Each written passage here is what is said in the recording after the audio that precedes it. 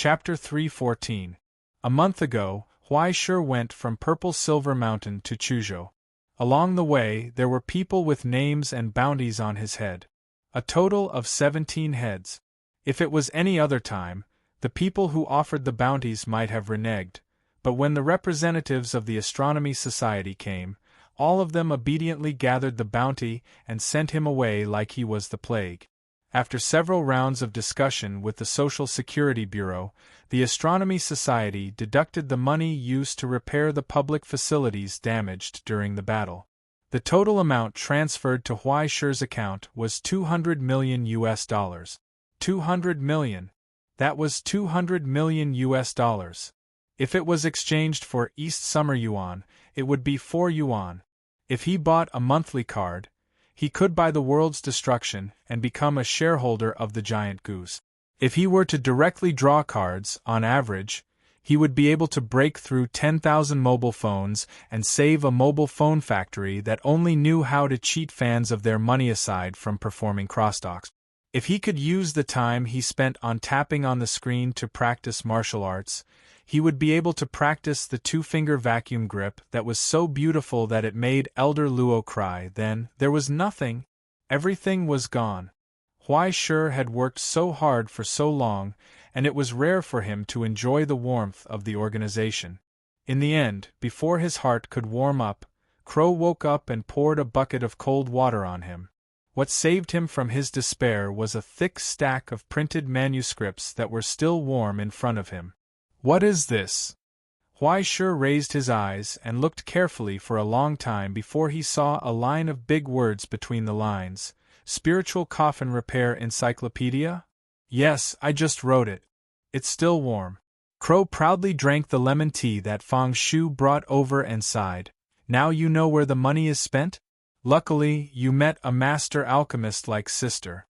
Turning stone into gold is a piece of cake. Not to mention repairing a small spiritual coffin. How is it? Are you surprised? Are you surprised? I'm surprised.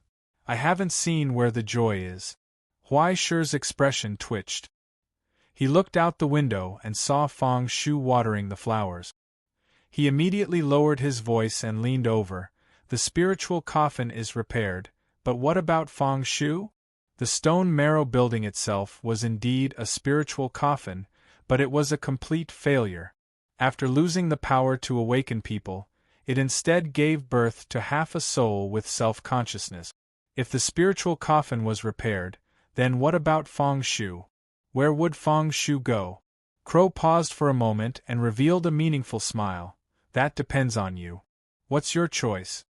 There was no need to say more. To choose an intact spiritual coffin or Fang Shu? That goes without saying. Huai Shi slammed the table and raised her 5 fingers to form a claw in front of her chest. She replied in a trembling voice, "Of course I want all of them. Where did you learn to be so shameless? Aren't you the one who taught me all this?" Huai Shi sat back in his chair and crossed his legs. This time, he was unhurried. You must have been prepared. Tell me, what's the arrangement? The arrangement is actually very simple. I have a way. Not only can it repair the spiritual coffin in the stone marrow building, but it can also let Fang Shu use this spiritual coffin to truly have a complete soul. He won't be trapped in this building forever. But it depends on whether you're willing to help or not. Money is not a problem. Huai Shi waved his hand and said straightforwardly. After that, he glanced at the seemingly innocent Crow. Besides, I don't have any money now. Don't worry, I don't want your money. Then give me back the 200 million. You brat, don't always interrupt. Crow coughed awkwardly. After glaring at him, he continued to put on a serious face and pretended nothing happened. Where were we? Money? Crow looked at him for a long time with a "the whole family is disappointed in you" look. It was only when Huai Shi looked away that he slowly said, "Help." Yes, you're right. Help out. Continue. Huai Shi picked up her teacup and sipped her tea as if nothing had happened. She wanted to see what kind of fart this black-hearted bird could come up with. The spiritual coffin's repair can actually be started now, but it has nothing to do with you. The materials and tools are all here, so I can finish it myself. But once the spiritual coffin is repaired, the process can't be reversed. It must be finished within half a year. Otherwise, not only will the spiritual coffin be destroyed, but Fang Shu will also be seriously injured. Crow said, and the opportunity for Fang Shu to be independent of the spiritual coffin lies with you. Me? Huaishur pointed at himself, feeling that she was up to something again. Don't worry, I'm not tricking you this time. Crow looked at Huaishur's face and sighed helplessly. He felt the shock of losing his credit. How do you think the silly kids nowadays learn so quickly? He originally said that he could cheat for 2 more years, but he only took advantage of it for a few months? Tell me, what do you want me to do? Advance, Crow said, not the low-level, pauper version of the advance, but the advance tailor-made for you from the beginning as the master of the spectrum. Do you understand? Follow the list I gave you and complete your advancement precisely, not one less, not one less. You must finish it within half a year. After half a year, when the spiritual coffin is completely repaired, you will advance inside the spiritual coffin. At that time, when the young master's life's divinity descends, you will be able to use the origin substance during the advance to create a miracle. You, Fang Shu, and the Stone Essence Hall will be able to simultaneously advance. At that time, you will become the young master's life, Fang Shu will obtain a soul, and the Stone Essence Hall will be able to use this opportunity to become a borderline spiritual land. Borderline spiritual land? What do you mean? Huaishur was dumbfounded. You want to tear down my house? Seeing that Huaishur had rolled up his sleeves and was about to go all out, Crow didn't beat around the bush. He hurriedly said, It's just putting 2 wheels under the Stone Essence Hall. In the future, you can buy a piece of land at the border and we can directly move your house there. Wouldn't that make it easier for you to run away? Huaishur's eyes widened. I haven't done anything outrageous. Why do I have to run away? Crow rolled his eyes. Then tell me if you want it or not. Yes, why wouldn't I want it? Huaishur nodded so quickly that it was almost as if he wasn't the one who had angrily rebuked Crow. After waiting for a long time, he finally reacted. Wait a minute, are you saying that I have to advance in half a year? That's way too fast. The basic ingredients for the rookie competition had been prepared, but Huaishur's progress was still quite far away. Today, he had received the entry pass that he had applied for a long time from Director Fu, which allowed him to enter the Eastern Summer Country's border plantation, Mt. Diu. Apart from the largest medicinal plantation in the Eastern Summer Country, there were also 3 Abyss Botanical Research Centers and 2 Lone Herb Conservation Centers. Apparently, the security there was so tight that even the Eastern Summer Country's own people had to go through a political review before they could enter. However, Huaishur had only waited for a month before successfully obtaining the entry pass. According to his cousin, Mt. Diu was filled with earth chi anyways. After entering, feel free to touch as much as you want. What the mountain ghost Sacred Mark pursued was the existence of life force, not the quantity. What he touched was not even worth the loss of a leaf. As long as Huaishur didn't accidentally pull out any lone herb by its roots, he would be able to take care of it for him. He would just treat it as a token of gratitude from Huaishur for giving him so many third-class merit. However, the location of the entrance was rather remote. It wasn't connected to the outside world, nor was there a special teleportation ceremony. He could only make an appointment in advance and wait for someone to pick him up. After going there once, Huaishur estimated that he would most likely be able to reach the 3rd origin substance transformation. Even so, he was still lacking the remaining ingredients. He had obtained the divine light of grace, but the blood-hatred crystal and the ashes of evil creatures were both incredibly expensive and difficult to find. Furthermore, he was still missing half of the 4 main ingredients. He had already experienced the true meaning of the soul link and the void, but he still hadn't even seen the shadow of yesterday and the birth of life. Who said there's no shadow? Crow looked at him with disappointment. The opportunity has already presented itself to you, but you don't even know how to grasp it. Are you still the smart and quick-witted little Peppa from the past? Huaishi's expression immediately twitched. Don't mention that nickname. We're still good friends. Following Huaishi's exploding popularity, this nickname had also been dug up by a group of idiots on the dark net who didn't mind causing a scene. Furthermore, the situation had become more and more intense. There were even copyright owners who came to collect royalties. Royalties? What a joke. It had always been the theme park collecting royalties from other people. Who would dare to come to the theme park and ask for royalties? Huaishi naturally pretended that nothing had happened. However, before the first wave had subsided, another wave had arisen. After the popularity of the nickname, Little Peppa of the Huaishi Road, had subsided, a new nickname began to circulate on the dark net. Jean Ling's Decapitation King. Jean Ling's Decapitation King? Because Huaishi wanted to save time, he was too quick to collect heads with his axe. As a result, not a single body was left intact. Many famous experts had been decapitated. Decapitation. Some had their entire heads chopped off by Huaishi. They couldn't even collect their bounties. God knew how much money they had lost. The only thing they had gained was that after everyone heard that Jean Ling's Decapitation King had come to Xin Hai to be the inspector, the entire border market of Xin Hai had suddenly become quiet. Even the smuggling that used to be prohibited had disappeared. But if he thought about it carefully, if no one broke the law, didn't that mean he couldn't even collect the fines? After he became the inspector, it had been more than a month, and he still hadn't received any fines. Forget about those who looked down on him because of his youth.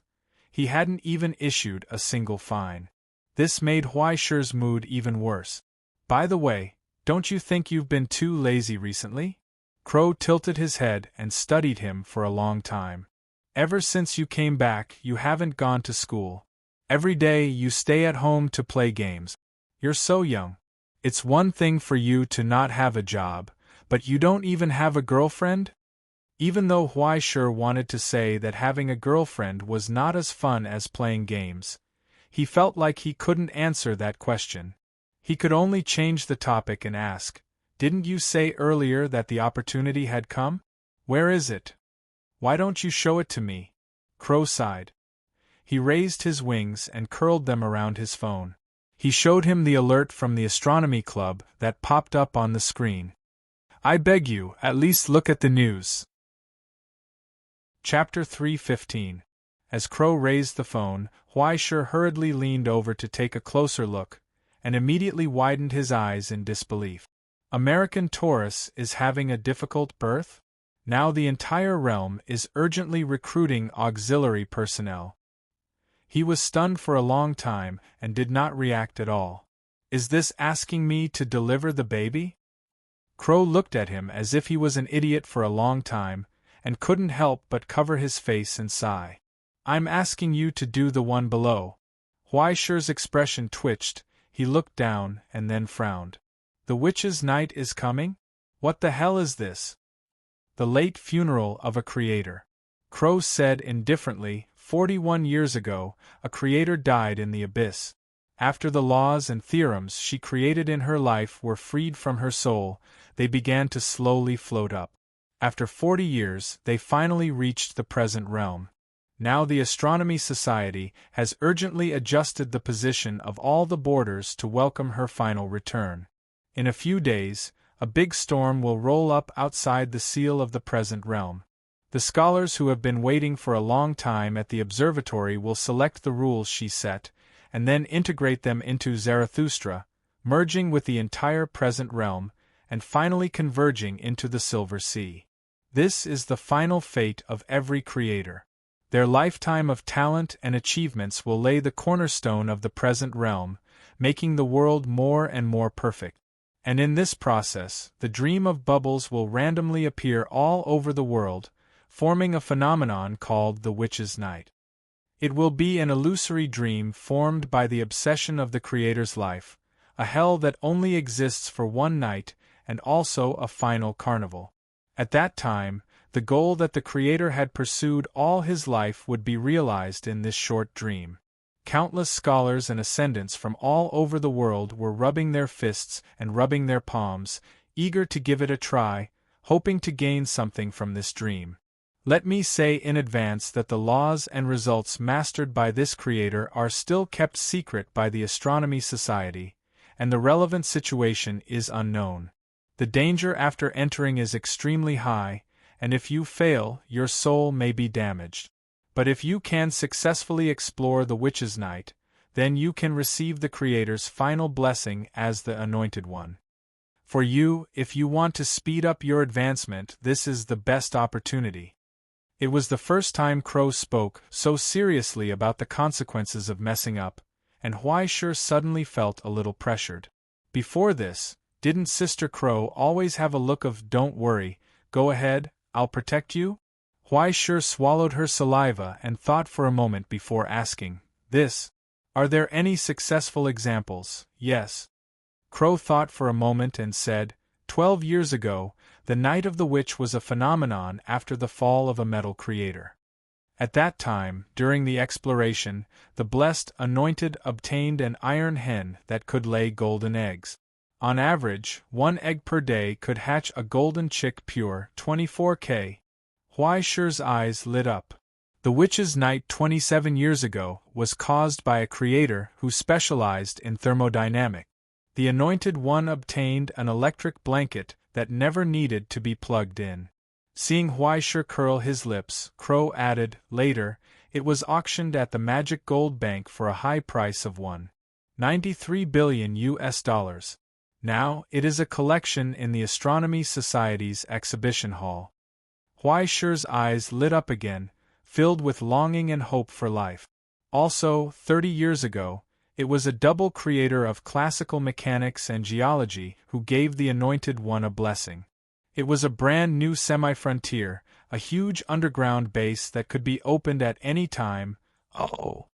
Huaishur was excited. 41 years ago, a creator of mechanical dynamics left behind a blessing. It was a super-large combat robot that could be charged for 8 hours and battle for 10 minutes. Its destructive power was amazing. Amazing! Huaishur's eyes were filled with stars. It can also transform. Crow added, it has a fusion function. Huaishur was moved to tears. What kind of god creator was this? He wanted to go to the Astronomy Society to find 2 portraits of that god and burn a few sticks of incense every day. He was fascinated by the prospects described by Crow and began to rub his hands together, eager to give it a try. Young man, you are still too young. Crow sighed and silently looked elsewhere. He hid the last sentence in his stomach. Well, except for the Anointed One mentioned above, most of the other participants are already dead, so, if you lie to honest people too much, you will feel bad. But why do you want to do it a few more times? Can't stop, in fact, other than the super-large machine. What shocked Huaishur the most was something he had never noticed before. The Creator can also die? He sighed softly. Even someone as noble as the Creator, a creator who could change reality, borders, and even hell according to the laws he grasped, an existence who could change everything like a god as long as he had enough origin substance, had no choice but to face death in the end. Yes, we will die. Everyone will die. The Crow sighed softly. Including the gods and great spirits of the past. In the face of death, everyone is equal, even if they are not human. She paused for a moment and suddenly said, I'm going to die soon. Huaishur was stunned for a long time. He suddenly raised his head and widened his eyes. What did you say? Didn't you hear me? I'm going to die. Crow said casually. The signs have been getting clearer and clearer recently. When I woke up last night, I already knew the specific time. Looking at Huaishur's nervous expression, she sighed sadly. Well, it will probably be in 200 years. Death is really scary. Huaishur, You have to take care of me, okay? Before I die, can you take out your money and contribute it? Huai Shi's expression twitched. He tried to control his impulse to pick her up and throw her out. He looked away and said, "Pretend I didn't ask." Sure enough, there must be something wrong with him if he had any expectations for this kind of woman. He confirmed this point again and didn't want to talk about this topic anymore. He just asked, "What do I have to do next? Entering the witch's night is very troublesome, right?" "Well, it is indeed very troublesome." Crow nodded and guided him step by step. "First of all, turn on your mobile phone and register in the volunteer list. Then, click Volunteer to explore the Night of the Witch at your own risk and enter your mobile phone number here.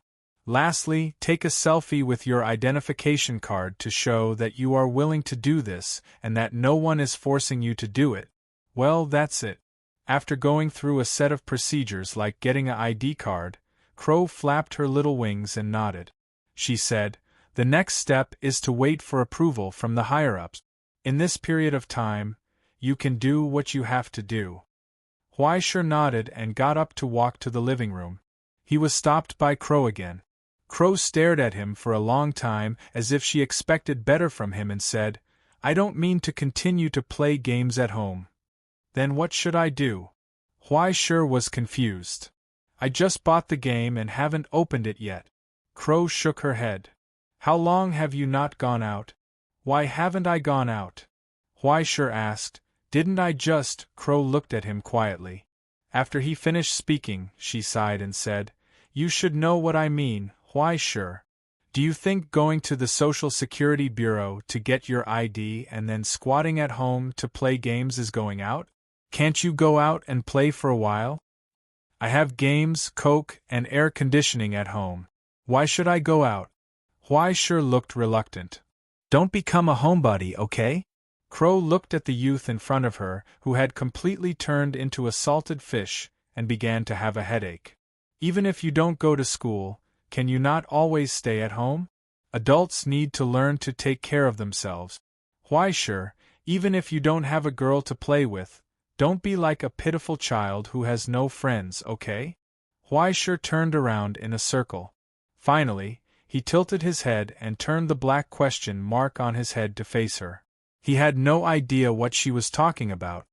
"Anyway, go out for a walk." Crow lost her patience and flapped her wings to chase him out of the Chalcedony shop. "Even if you can't find any fun, it's better than rotting at home. Don't come back before dinner." Bang! The iron door closed behind Huai Shi. Huai Shi turned around and looked at Feng Shu, who was happily waving goodbye to him in the courtyard. He sighed helplessly and reluctantly said, "Okay, but where to go next?"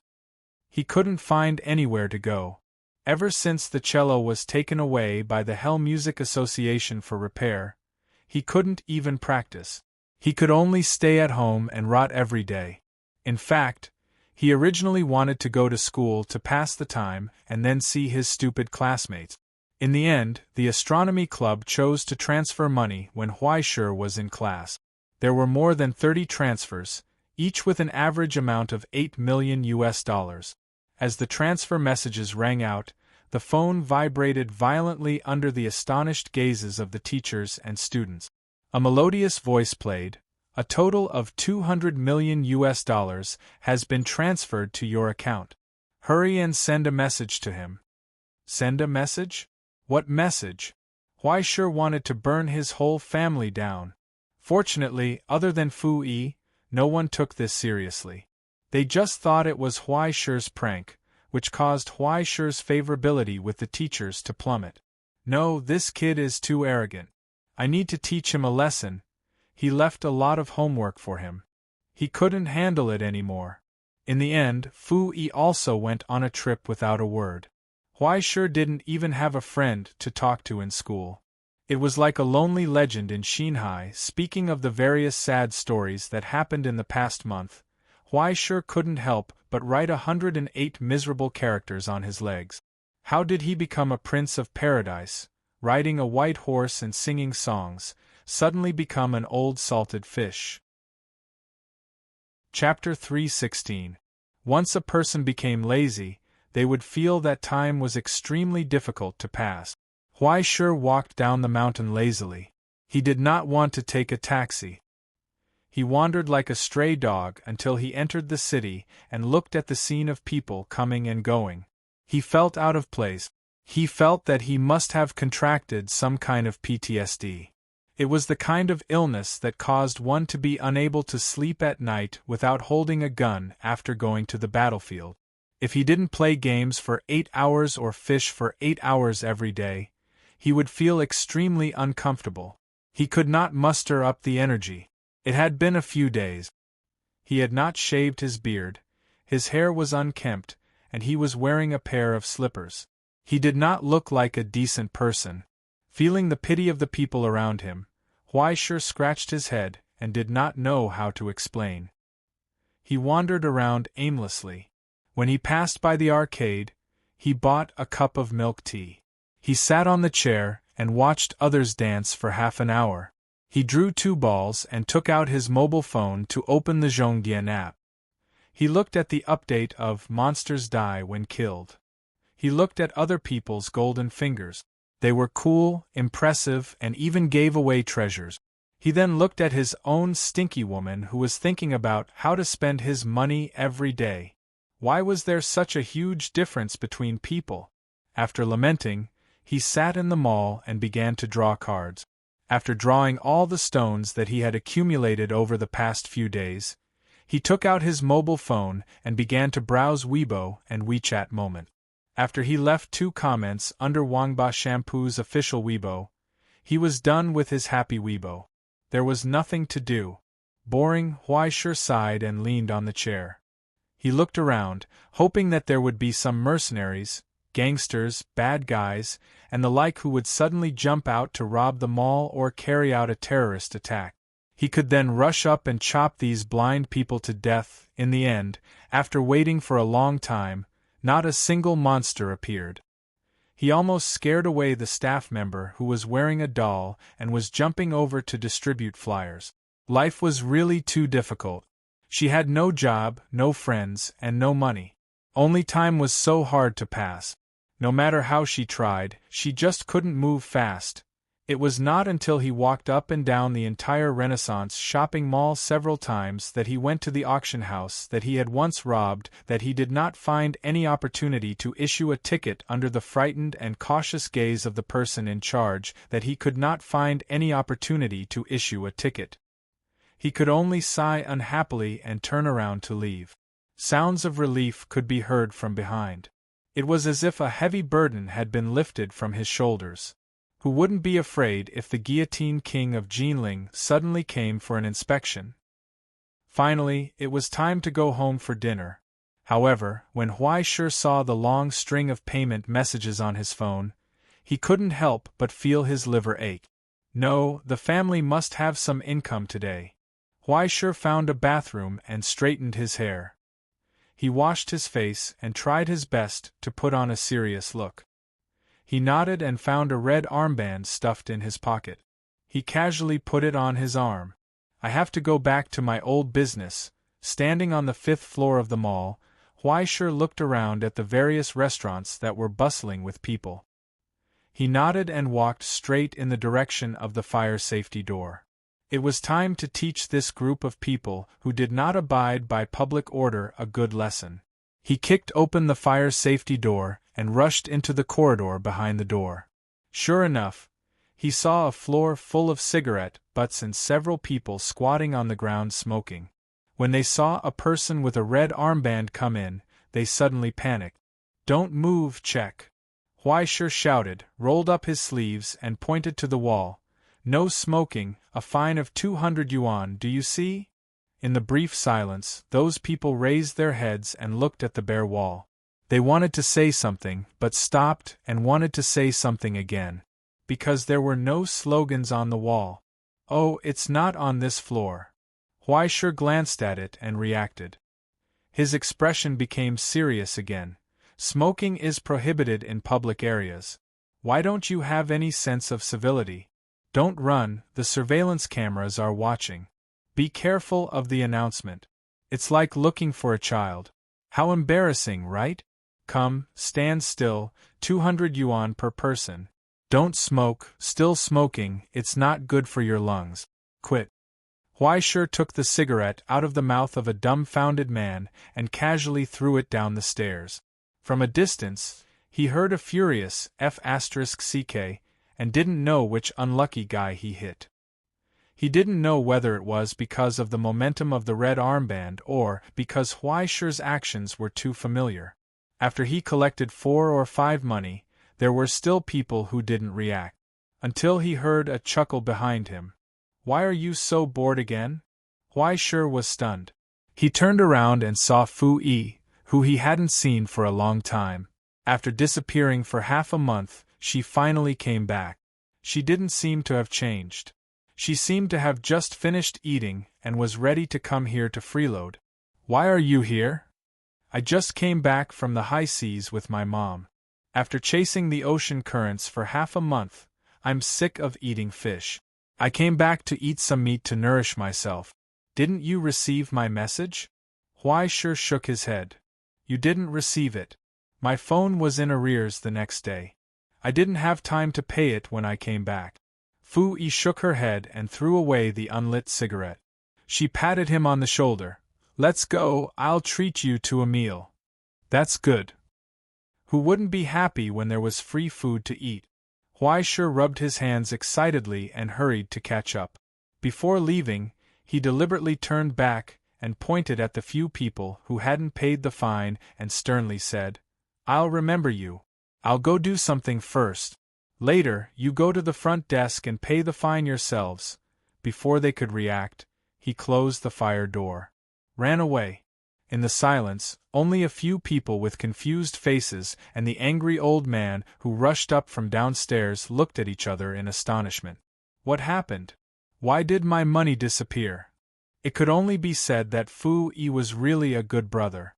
In the private room of the best barbecue restaurant in Shanghai, the meat was roasting over the fire. Even 2 sets of cutlery were prepared. After idling for so long, meeting Fu Yi again made Huaishir so touched that tears almost fell. As expected, you're still the best brother. He picked up his chopsticks, picked up 2 pieces of meat, dipped them in sauce and stuffed them into his mouth. He felt his whole body calm down and he felt hot tears in his eyes. Old friend, why didn't you come back earlier? My life was so hard. For some reason, Fu Yi sat opposite him, looking at him strangely, like she wanted to say something but stopped. What's wrong? Huaishir was confused. Is there something dirty on my face? No. I'm just thinking about how to tell you. Fu Yi hesitated for a long time. She raised her hand and pointed at the bowl and chopsticks in front of him. You're using my mom's cutlery. Huaishir froze on the spot. In the silence, footsteps came from outside the private room.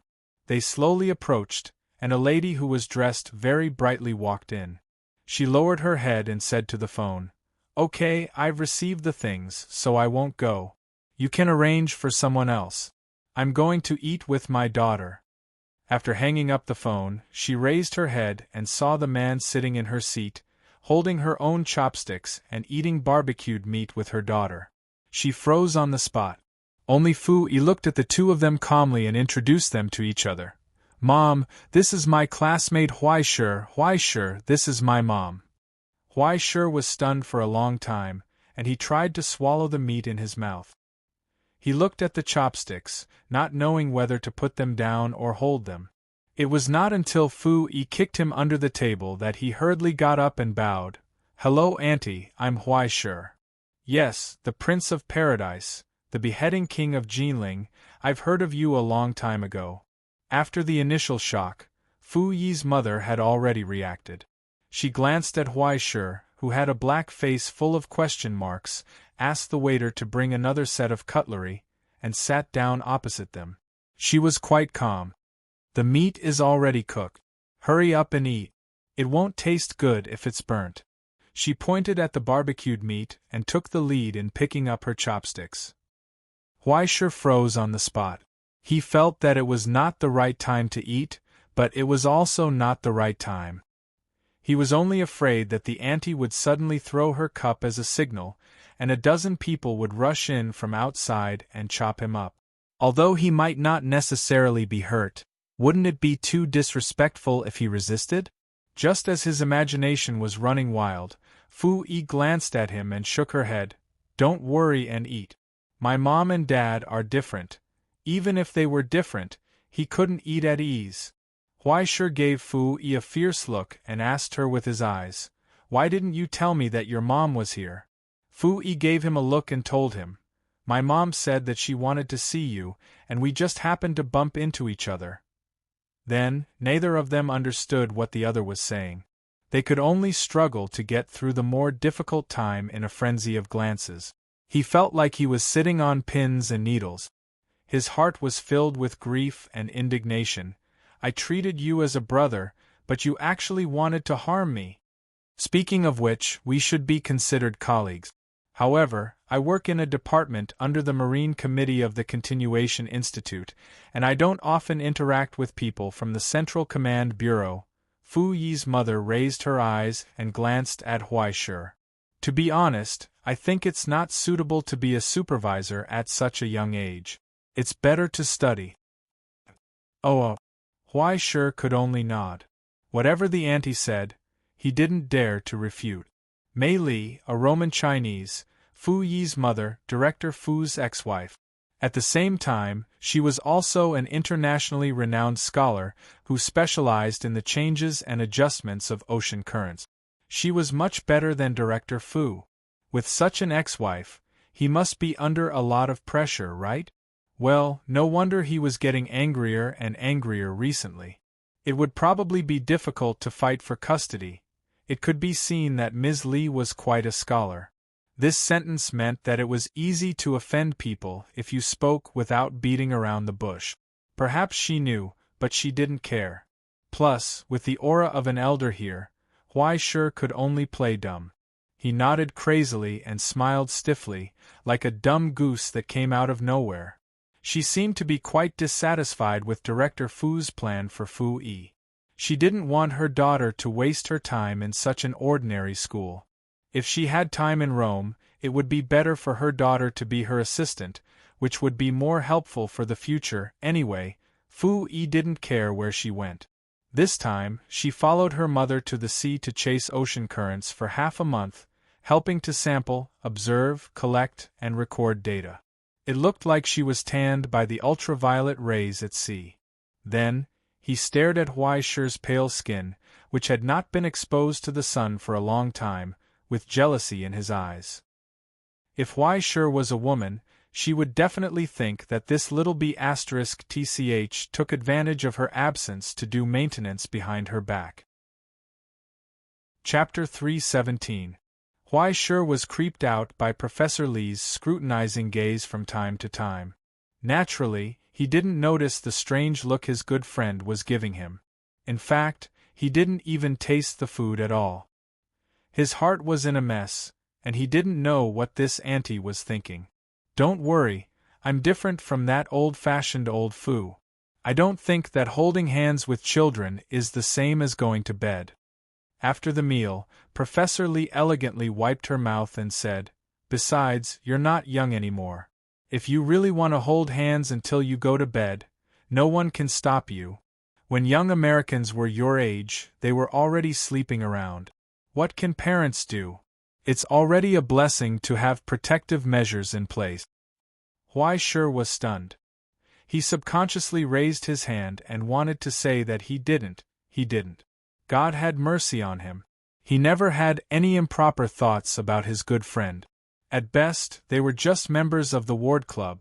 Occasionally, they would freeload off each other and be each other's negative energy trash cans. It was already a luxury to find someone to listen to him. How would he dare to lust after her body? He didn't even dare to think about it. It was simply too despicable. He stuttered for a long time and could only sigh. As expected of a Roman, Professor Li's mind was really too open. Fu Yi is my daughter. She has been a person with her own ideas since she was a child. She has more ideas than I did when I was young. I don't need to worry about her. Professor Li's eyes were like torches. She saw through Huaishi's little plan at a glance. Besides, don't you already have several rumored girlfriends? I'm not. Huaishi didn't have the energy to defend herself. She hadn't even done anything, but her reputation was already in tatters. Was the rumor that he was a central air conditioner and a scumbag so popular? He swallowed a mouthful of blood. He was afraid of Fu Yi's mother. She was more than 10 levels higher than old Fu. Okay, let's stop joking around. Professor Li waved her hand. She made it sound like she was really joking. She glanced at her daughter, who was still as calm as ever, and nodded in praise. You've made a good friend. Well, it's just that you're a little shy. Don't listen to his nonsense. Fu Yi shrugged. He told me a few days ago that there is no pure friendship between men and women. Hee. Professor Li adjusted his glasses and sneered. You make it sound like there's something between men. The old scholar was truly terrifying when he started racing. Huaishi sucked in a cold breath and forced himself to swallow a mouthful of blood, shrinking his neck like a little quail. How could he have the courage to jump out and fight with this nascent divinity expert? How terrifying!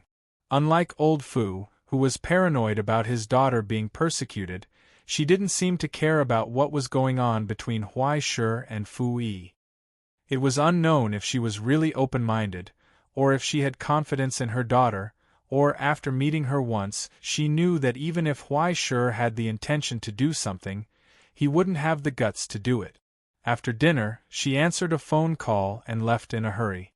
Huaishi was left paralyzed in the chair, sweating profusely. He felt his heart failure and didn't want to move at all. What's going on today? He looked at Fu Yi. What's the old woman doing? Didn't she ask someone to investigate you? This time, you seem to have participated in some rookie competition and seem to be very famous. She said she wanted to meet you. Fu Yi patted him on the shoulder. Actually, she asked you to come here.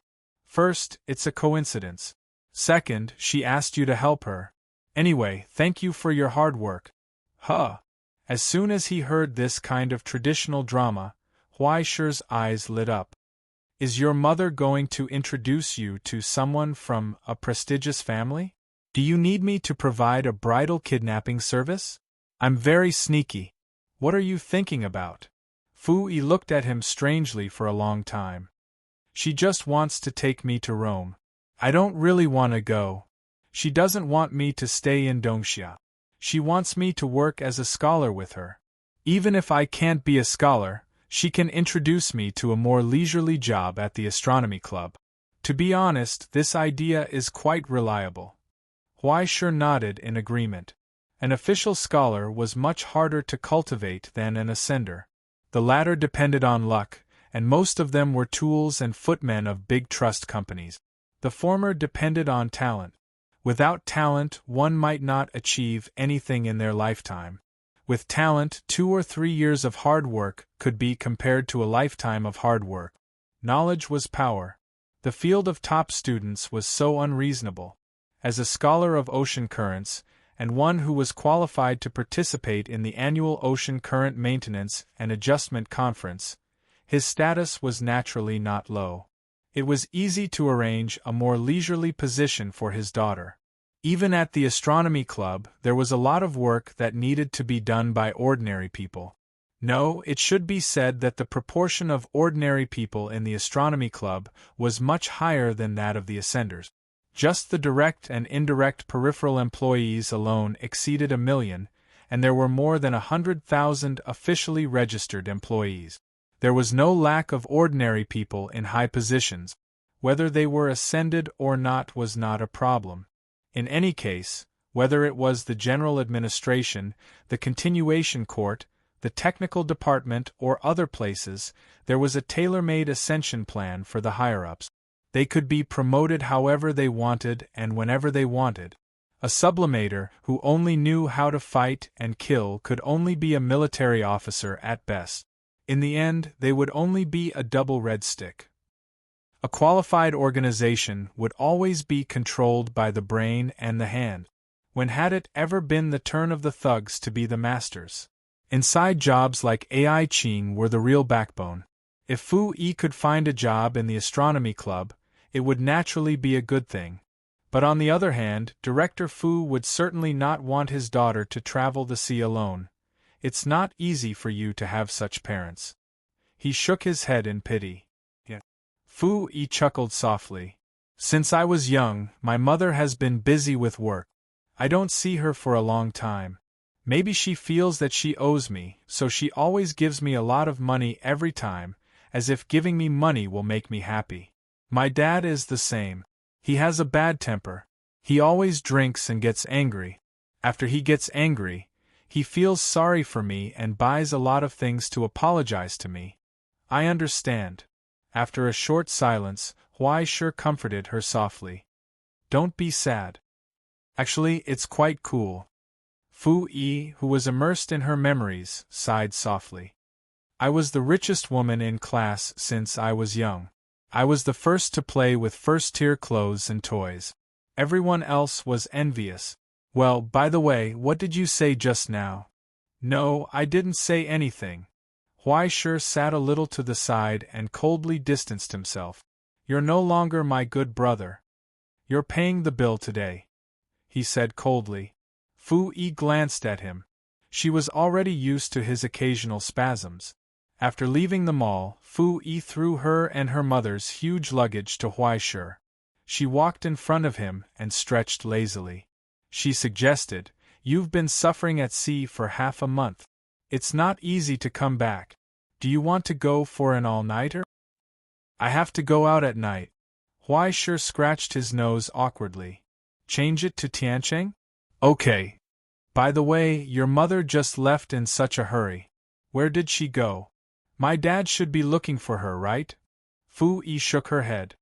They must be quarreling again. I'm too lazy to get involved. Let them be. That's not necessary.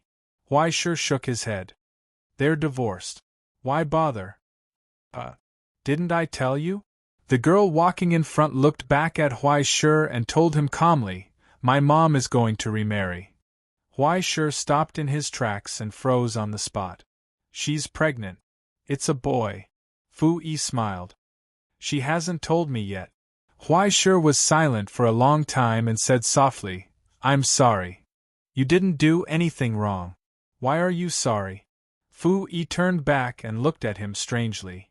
You're becoming more and more like a scumbag who apologizes at every turn. Huai Shi didn't say anything else. He followed her silently and sent her to the entrance of the hotel. He put down the huge luggage and said, Can you drag it back from here? At least it's a star. I'll call the waiter. Fu Yi waved goodbye.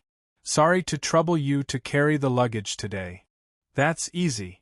Huai Shi sighed, wanting to say something, but hesitated. There was nothing much to say. Fu Yi, on the other hand, was more open-minded than him, as if she had already expected the current situation. It's going to rain. Mom is going to get married. And it's not your mom. Why are you sad? She was amused by Huai Shi's expression. You look so serious just now. It was as if you were going to visit a grave. I just don't know what to say. Huai Shi shrugged. You know, I don't have any relevant experience. Ahem, look on the bright side. They're still alive, right? Fu Yi was stunned for a long time and looked at him strangely. After a long time, her shoulders trembled and she couldn't help but burst out laughing. You're really good at comforting people, Huai Shi. Ha ha. Ha ha ha ha. Ha ha ha. Before Huai Shi could react, he saw her suddenly take a step forward, reach out and gently hug him. The warm feeling was fleeting. She let go of her hand as if she had been electrocuted and took a step back. She was still smiling as if nothing had happened. Huai Shi stood there in a daze. He didn't react. Thanks, bro. She waved goodbye and turned to drag the huge bag into the hotel. She disappeared into the lights behind the revolving door. When the elevator finally closed, she seemed to look back at Huai Shi. Then the elevator closed. Huai Shi stood there for a long time until the phone in his pocket vibrated. It was the landline of the Stone Marrow Museum. "I'll be back." He looked back at the brightly lit hotel behind him and turned to leave. Behind him, a curtain was slowly drawn shut. The long night came. Chapter 3:18. "Wow, young man, you look so serious, as if you've just come back from a funeral." Crow studied Huai Shi's face in astonishment. "Did your confession get rejected in just one afternoon?" "If only my confession was rejected." Huai Shi rubbed his face, pushed open the door, and walked down the stairs into the enclosed basement. "When do I leave?"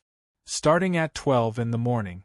You have 2 hours to take a shower, cut your nails, brush your teeth, and then come back to this bed and lie down." Crow landed on the table, stepping on a letter. As for the tickets, they were delivered at 6:00. Inside the envelope was an elegant card. Huai Shi's name was written on it, and it seemed to be an invitation to some banquet. "That's it?" Huai Shi looked at it curiously. As I expected, it's the most common thing. The people at the command bureau are really stingy." Crow snorted in disdain. "Other than entering and exiting the Witch's Night, it has no other functions. Life and death are up to fate. At most, it can guarantee that you won't die." "Heh, I'm afraid the important slots are reserved for internal researchers? Is there anything better than this?" "Of course, how can a normal account be the same as a pay-to-win account?" Crow snorted a few times, raised its wings, and pulled the invitation from Huai Shi's hand. "Anyway, there's still some time. Let me see if there are any bugs or loopholes that I can exploit." "Who said that I can't be a seal?" "Hey, don't mess around." Huai Shi was so scared that he broke out in a cold sweat. "What if I get hacked by some antivirus program?" Don't worry, I'm a professional when it comes to cheating. Back when I was messing around, those guys in the technical department couldn't even eat my tail. I really miss those days." Crow let out a chuckle that made Huai Shi shudder. It grabbed the invitation and flew into its own studio, locking the door so that Huai Shi would not disturb it. "I'm done for. I'm going to die because of her again." Huai Shi's expression twitched. He found that he had gotten used to jumping into trap. After thinking for a long time, he shook his head and sighed. Then, he went to take a shower. Hopefully, this Witch's Night wouldn't be too troublesome. Well, it would be best if they could win the battle peacefully. Please don't let anything bad happen. He prayed with all his heart. When it was close to midnight, Huai Shi lay on his bed, clutching the unrecognizable invitation in his hand. There was an extremely thin layer of circuit attached to the paper, as if it was a memory card that had been pulled out from somewhere. As he held it in his hand, he could feel a faint resonance with his origin substance. It was as if they were one. "You didn't mess around, did you?" Huai Shi was still a little worried. "Rest assured," Crow said proudly, "if you want to cheat, you can't cheat too much. At least, you can't let others see it. Who doesn't know how to cheat? But if you cheat so skillfully that others can't say anything, that's another matter." "What did you do?" Huai Shi grew more and more uneasy. I opened a back door for you. When you enter the witch's dream, your privileges will be increased due to some unexpected reasons. I guarantee that no one will be able to tell. No matter how many times they check, they'll only find that it was a small accident. However, I don't know the exact situation inside the Witch's Night, so I don't dare to randomly give you unlimited HP, unlimited MP, automatic headlock, and other such functions. I can only guarantee that you have a slight advantage over others. You can just think of it as a few extra stat points. Crow paused for a moment, then smiled happily. While you're at it, you can also call for help when necessary and ask for outside assistance. There won't be a problem. Huai Shi was stunned. Of course there will be. Crow glanced at him. But you're about to die. If you have any tricks you can use, you should use them. Otherwise, wouldn't it be stupid to die for nothing if you had a cheat? What you say makes a lot of sense. Huai Shi changed to a more comfortable position and lay down. He was still worried. But I always feel like you're trying to trick me. You have to think on the bright side, Crow said. This time you might be able to see the little girl named Lily. Aren't you surprised and surprised? Really? Sure was overjoyed. Ahaha, of course it's fake. What do you think? Crow sneered twice and cruelly extinguished Sure's little bit of expectation. What the witch's dream of the creator can bring is just a gift of the last inheritance. It's useless for the creator of the same level. Otherwise, it would have been divided up by the Astronomy Association. How could it be your turn? Then why did you mention this? Sure glared at her. Isn't this to let you relax a little? Crow raised her wing and pointed at Sure's hand. You should be on your way. What? Sure looked down at his hand in a panic. He didn't see what was going on. His vision went black and he fell into a sudden dizziness. It was as if he had suddenly fallen into an abyss. He fell down without any support. After abandoning his body, only his consciousness and soul fell into a slowly rising bubble. He was thrown into that fleeting bubble. The whispers of countless people sounded in his ears and surged into his soul. The vast flow of information that even a sublimator couldn't withstand drowned all his consciousness. He fell into a long sleep. 3 minutes earlier, a drenched girl walked out of the bathroom with a towel in one hand and fumbled around in a flurry. Hairdryer, hairdryer. Where did I put the hairdryer?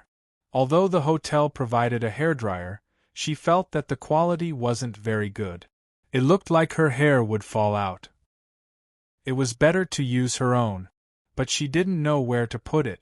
No matter how she looked, she couldn't find it. In the end, she could only open her luggage and look out one by one. Then, he saw an invitation letter that had been casually stuffed into it. What's this? Fu-Yi picked up the invitation blankly and waved it. Are they preparing the wedding invitation now? The phone rang anxiously. She saw that there were several missed calls from her mother, who was now calling the hotel room's landline. Hello? Mom, I'm at the hotel.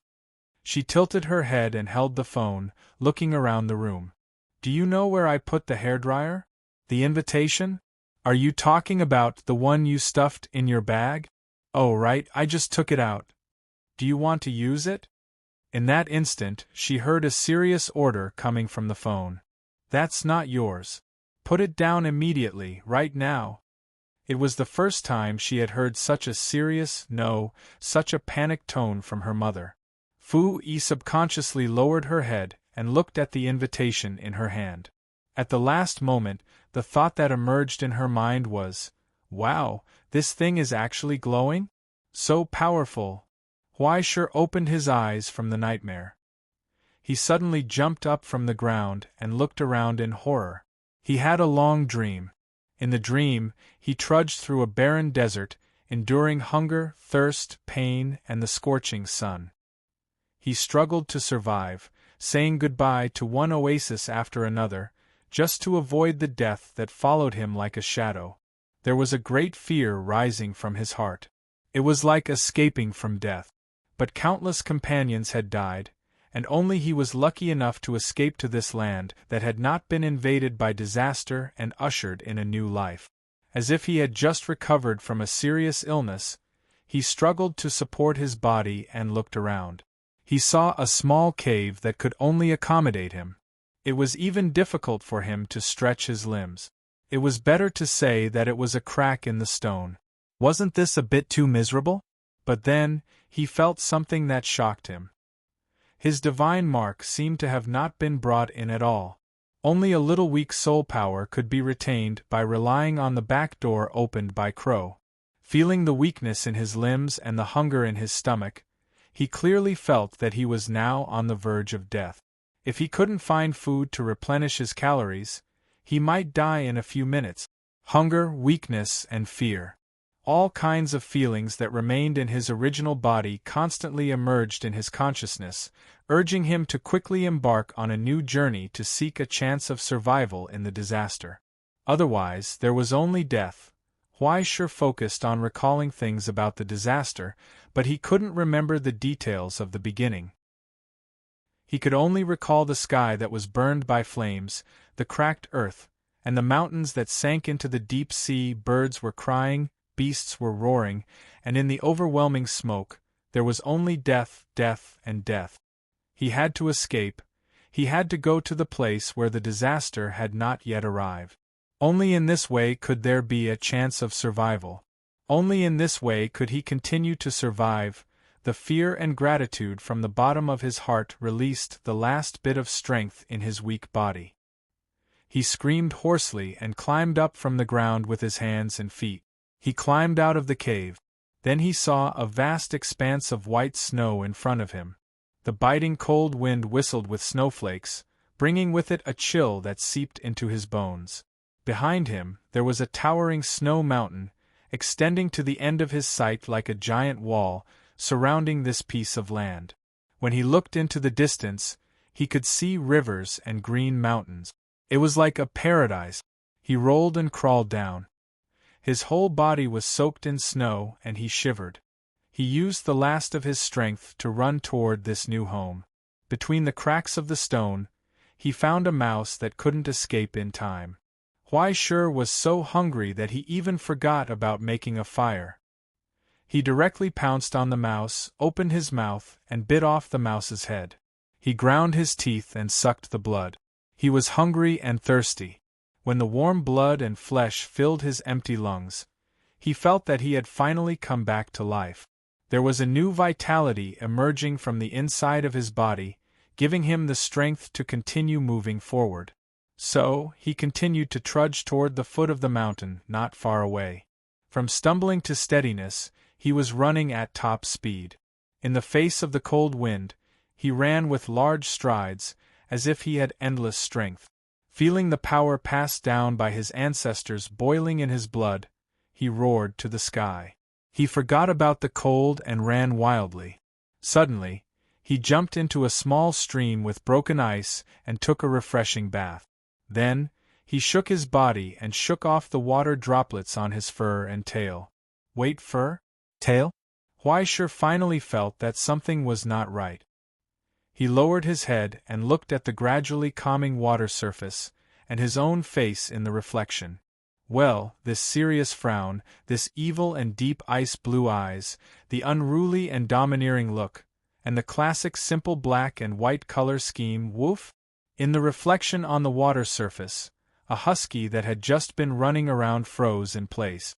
What should I do if I become a dog? Waiting online, urgent. Chapter 319. After an hour of research, speculation, thinking, and analysis, Huaishur finally confirmed that he had become a dog. It seemed to be a husky, but was it a wolf or a dog? Huaishur looked at his reflection in the water and tilted his head in thought. He could not figure out what breed he was at all. Then, he suddenly remembered. A wolf's tail is up, and a dog's tail is down. So, he abruptly turned his head and saw his tail slowly rise and then fall quickly. Like an elevator, it rose and fell freely. He even shook it vigorously twice, creating a splash of water to show his presence. What the hell? He moved closer to take a closer look, but the annoying tail moved back a little. He took another step forward, but the tail quickly moved back again. Huaishur was stunned for a moment before he sneered. Hey, little guy, I can't deal with you. Then, he dashed off, madly chasing after his own tail. He circled in place. Waves of water splashed continuously. After a long time, he finally stood in the cold water and realized what he was doing. He was stunned. In the silence, the sharp cries of the hyenas that sounded like they were mocking him came from afar. Huaishur was silent for a long time before he could not help but roar at the sky in grief and indignation. F***ck the cheat. You tricked me again. A canine, who did not know if it was a wolf or a dog, sat in the water and roared sadly at the sky. He wanted to bite that stinky woman to death right now.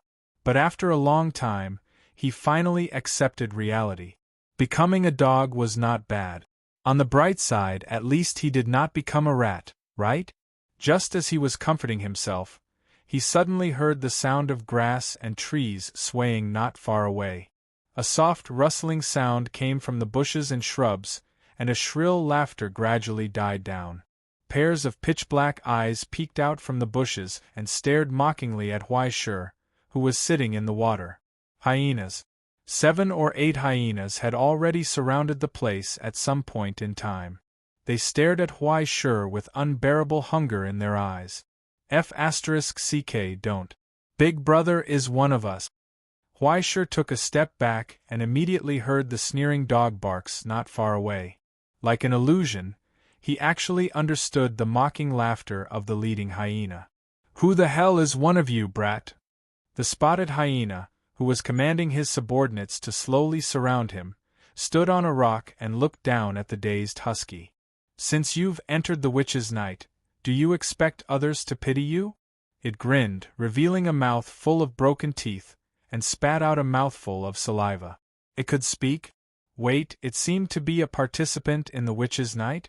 In other words, Huai Shi heaved a sigh of relief. That means I'm not the only one who's turned into a dog. He was in a good mood. "Consider yourself lucky," the hyena leader said coldly. "Let me send you off."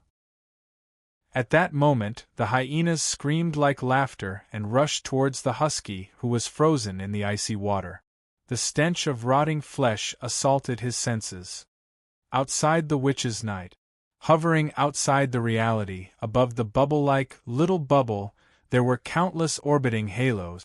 Countless scholars walked on it in spirit form, holding tools in their hands, carefully analyzing and organizing the data and laws overflowing from the witch's night.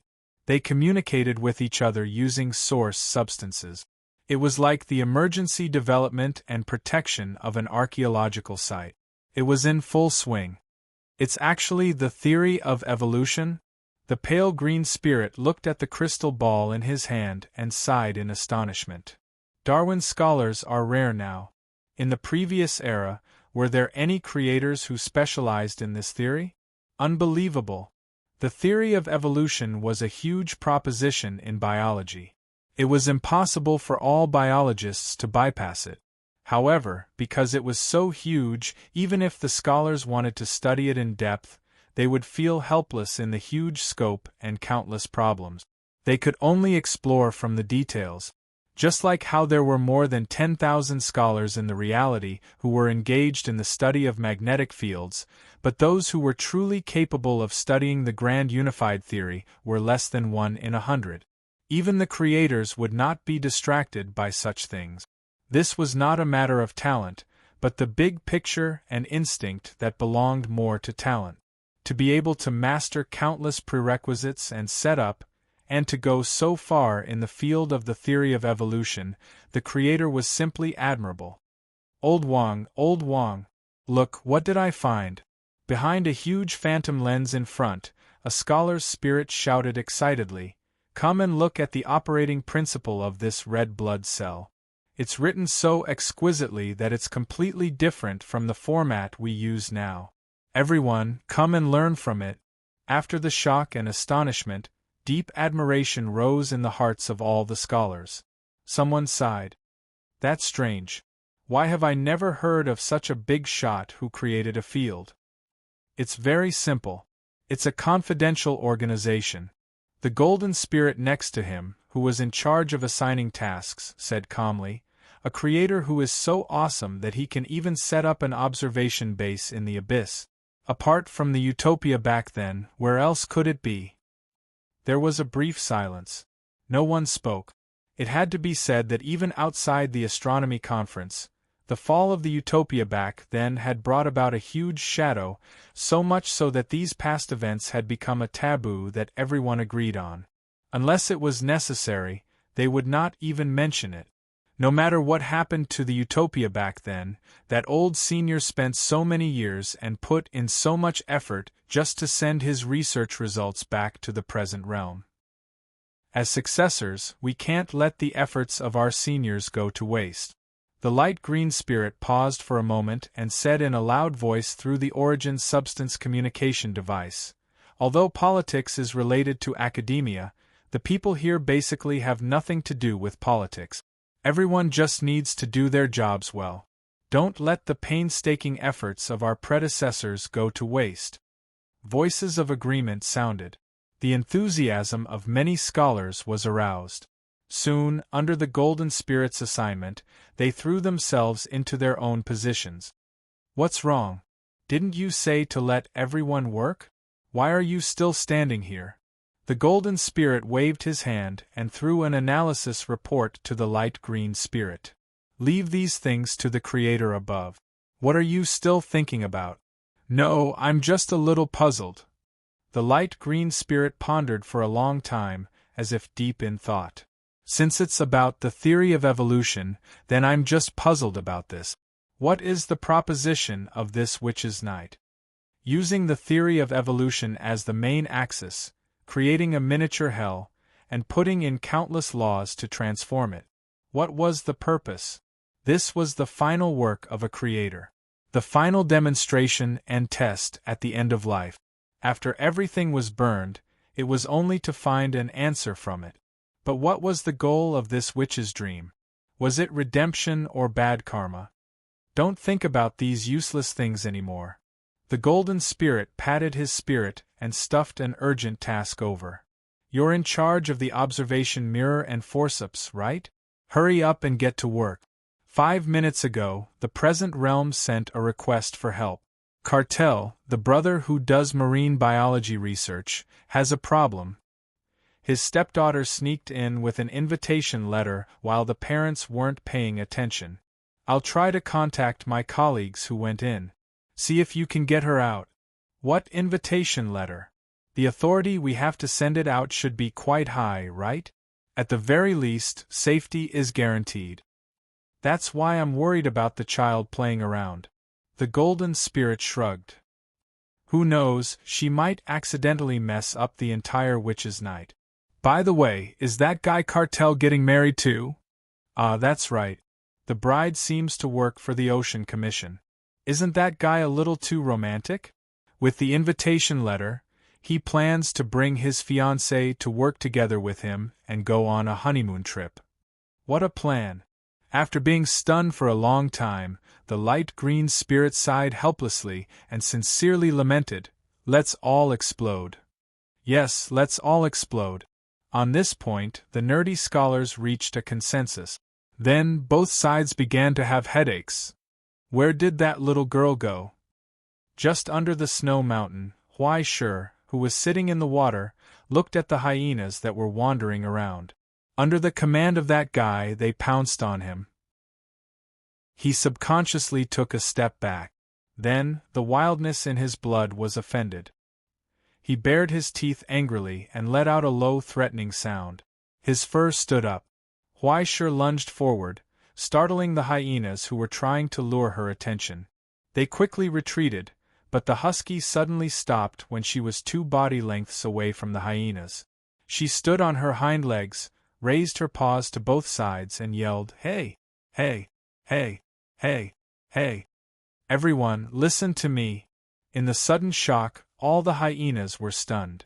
Then, they saw Huai Shi take a deep breath and say seriously, as if he was announcing the truth, "We are all dogs." The leading hyena's expression twitched. It had never seen an explorer with such a strange brain circuit. Was he cursing at them or seeking cooperation? It sneered and tilted its head to ask, "Why, are you going to say that canines don't fight canines? No, look, everyone knows that you are hyenas." Huai Shi raised his paw and pointed at the spots on their bodies. Then, he retracted his paw and pointed at himself. "And I am a military dog. What the hell?" The hyena was stunned. At that moment, he saw the husky that stood up like a human suddenly leap and pounce on him with a strange cry. Then, the husky waved its 2 front paws awkwardly twice, twisted its waist, and stomped on the ground with its back foot. Then, the husky executed a standard military boxing move. Black Tiger steals the heart, at the dog's face. Chapter 320. Yes, it should be said that it was a black dog digging out its heart now. But the color was wrong. If it was a spotted dog digging out its heart, the breed was different. and he didn't seem to have dug it out yet. But no matter what, the husky didn't reach a consensus with the criminals this time. With a sudden move, the black dog dug out its heart, and its sharp claws instantly cut open one of the leading hyena's eyes. Only it could talk. If he didn't hit it, who would he hit? Then, Huai-Shur, who could not stand upright, landed on the ground. He opened his mouth but did not bite the leader's neck. The guy dodged quickly. Then, the surrounding hyenas pounced on him. Huai-Shur supported himself with his front feet and swung his butt. It was a kick he had learned from Brother Bai Ma. After being kicked countless times, he had already studied this move deeply. Unfortunately, he didn't have hooves and only kicked a hyena away. Then, two more pounced on him. One bit Huai-Shur's butt and the other bit Huai-Shur's tail. F***ck.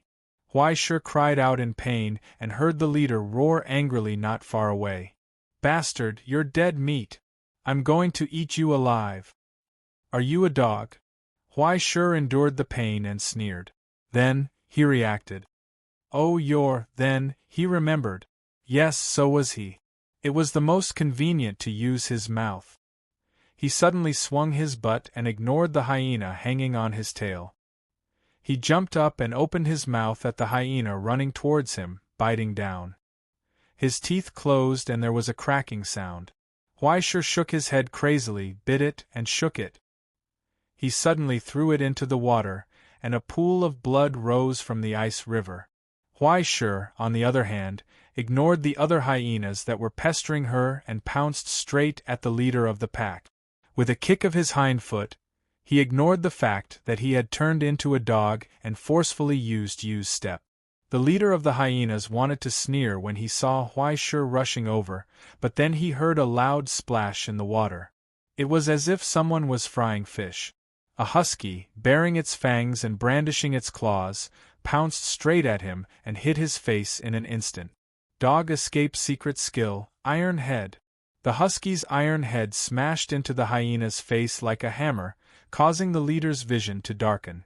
On the other hand, Huai-Shur felt that the bones in one of his legs had already been broken. Yu's steps was built on the premise of having an absolute understanding of one's own body. Now, after rashly changing a dog leg, Huai-Shur still used his previous method of exerting strength and almost tore his balls. It hurt so much that his vision turned black. He did not care about anything and ignored the hyenas that were pouncing on him. He suddenly opened his mouth and bit the leading hyena's throat tightly, shaking it with all his might. At the end of the day, the only way a canine could attack was by using its teeth. Pouncing, scissoring, and lifting were all learned from tigers. Now, Huai-Shur was using all her strength to bite down on the leader of the hyenas. He couldn't even let out a scream. He struggled madly, raising his claws to claw at Huai-Shur's face and eyes. In the end, under Huai-Shur's vigorous shaking, he lost all his strength. Huai-Shur sucked its blood with all his might, ignoring the hyenas that were biting his stomach and body. Even if he was going to die, he would drag him down with him. Within a few seconds, with a crisp sound, the hyena with its neck dislocated was thrown to the ground by Huai-Shur. He opened his mouth again, bit open his stomach, pulled out the internal organs, and died on the spot. But to Huai-Shur's surprise, after it died, it turned into light and disappeared. The other hyenas also seemed to have lost their courage. They ignored the seriously injured Huai-Shur and scattered in an instant. Huai-Shur lay on the ground, only to see the light fly towards him and enter his body. In front of his eyes, a small progress bar appeared and was filled in an instant. LV2. Level up. The serious injury disappeared in an instant, and he returned to his original healthy state. He even felt stronger than before, and his bones and muscles were stronger. And more importantly, he seemed to have an extra skill point? Amazing, where did this game system come from? As a level 2 husky, Huai-Shur was stunned in place, completely unable to figure out how to use this thing that looked like a skill point. Other than the experience bar, there was no system panel where he could add points. System open. Huai Shi shouted tentatively. There was no response. Open the skills panel. Still no response. Deep blue. Still no response. Where the hell was he supposed to add points to? Huai Shi was completely dumbfounded. Besides, he was now a dog. If he could really add points to it, he might as well make its skin thicker and more resistant to bites. Then he saw the skill point disappear. And he suddenly felt itchy? Yes, itchy, itchy. He rolled on the ground for a while, found a stone and rubbed it for a long time. After rubbing a large piece of stone debris off, he found that the skin under his hair had turned from a tender red to a clear gray, like cowhide, and became tough. Were skill points really used like this? Huai Shi thought for a long time, as if he didn't understand. Was this the exploration method of this witch's night? Work hard in PvE or PvP, level up to get points, and then strengthen yourself. Eventually become the bravest dog in the world? What for? After standing in place for a long time, Huai Shi shivered, feeling a little unable to withstand the wind hanging down from the snow mountain. No matter what, this was not a place to stay. He thought for a while and walked down the mountain. At the foot of the mountain was a plain, lush green, and there were bushes, woods, and rivers in the distance. For a dog, it was a relatively easy place to hunt. Huai Shi found a tree hole that could shelter him from the wind and rain. After driving away a nest of bobcats, he occupied this place. After tidying up a little, he finally felt that something was wrong. Time. Should it be said that time passed too quickly or too slowly? He didn't know. He seemed to have lost his sense of time. A night should only be 8 hours, and he should have at least 5 hours by now. But in these 5 hours, he thought carefully. From the time he went down the mountain until now, it seemed like only 5 or 6 minutes had passed. That wasn't right. Here, time seemed to be deliberately lengthened or shortened. It was difficult to measure it with the outside world. In other words, did he have to stay here for a long time? Huai Shi pondered for a moment and decided to take action, to kill small animals indiscriminately. After spending a whole afternoon biting to death many rabbits, bobcats, and all kinds of other things, his level 2 experience bar was almost full. Soon, he found another advantage. It seemed that he didn't have to force himself to eat raw food here. Because he didn't feel hungry, it was as if he had eaten as long as he bit to death. After Huai Shi didn't have the resistance to eating raw food, his mood became more relaxed. It was so bloody. How hard would it be to eat? When it was late, Huai Shi returned to his nest and lay down between the leaves he picked during the day. When he was ready to sleep, he heard a small and secret sound in the distance. It was as if something was silently walking towards him. The sound of the bushes being moved sounded. Huai Shi looked up from the tree hole and then subconsciously held his breath. Under the faint moonlight, he saw a huge, muscular tiger walking towards him. There was still blood on its face, and its eyes were cold and ferocious. He was stunned for a moment and subconsciously wanted to run away. What a joke! How could he fight? He couldn't beat it at all. Was a level 2 dog not a dog? It was arrogant enough to fight with a tiger. Was there something wrong with it? But then he found that he had no way to escape. The tiger was walking straight towards him, as if it already knew where he was. It was getting closer and closer. A participant? Huai Shi narrowed his eyes and slowly propped himself up in the tree hole, showing his sharp teeth. Since he couldn't escape, he would try his best to teach it a lesson. When the tiger finally approached the edge of the tree hole, Huai Shi jumped out of the hole, showed his sharp teeth, and suddenly pounced forward. There was a familiar scream. As the husky pounced, the tiger disappeared. It dissipated like mist. What replaced it was a nervous thing on the ground that looked like a large pine cone. It was still screaming and shouting in panic. Huai Shi, don't eat me! Huai Shi was stunned. What was going on? What the hell was that? How could it recognize him? Soon, he reacted and became more and more incredulous. Fooey? How could it be you? It's me. On the ground, the little hedgehog curled up into a ball looked up at him in panic and finally breathed a sigh of relief. It wanted to cry but had no tears. Ah, I was scared to death. I thought I was going to be eaten. It's so dangerous here.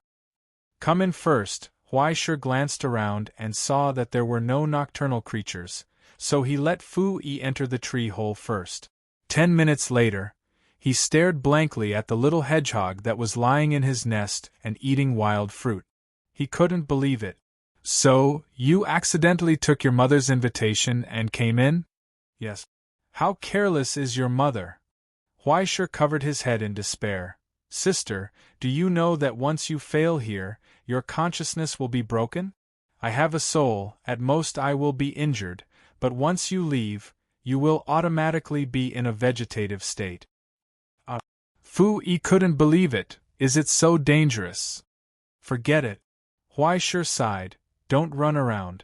Follow me, I can carry you no matter what. At worst, we can stay here until the end of the night of the witch. Oh. The little hedgehog nodded, not fully understanding. Wait, how do you know who I am? Huaisher finally reacted and asked blankly, I don't even know that I look like a dog. Fu Yi was puzzled. Your name is floating above your head and can be seen from a distance, huh? Wait a minute, it's this plugin. My map system can show the name of the real explorer. Let me see your information. It shows that you are Huaisher, your species is canine, and your level is 2. Don't you have it?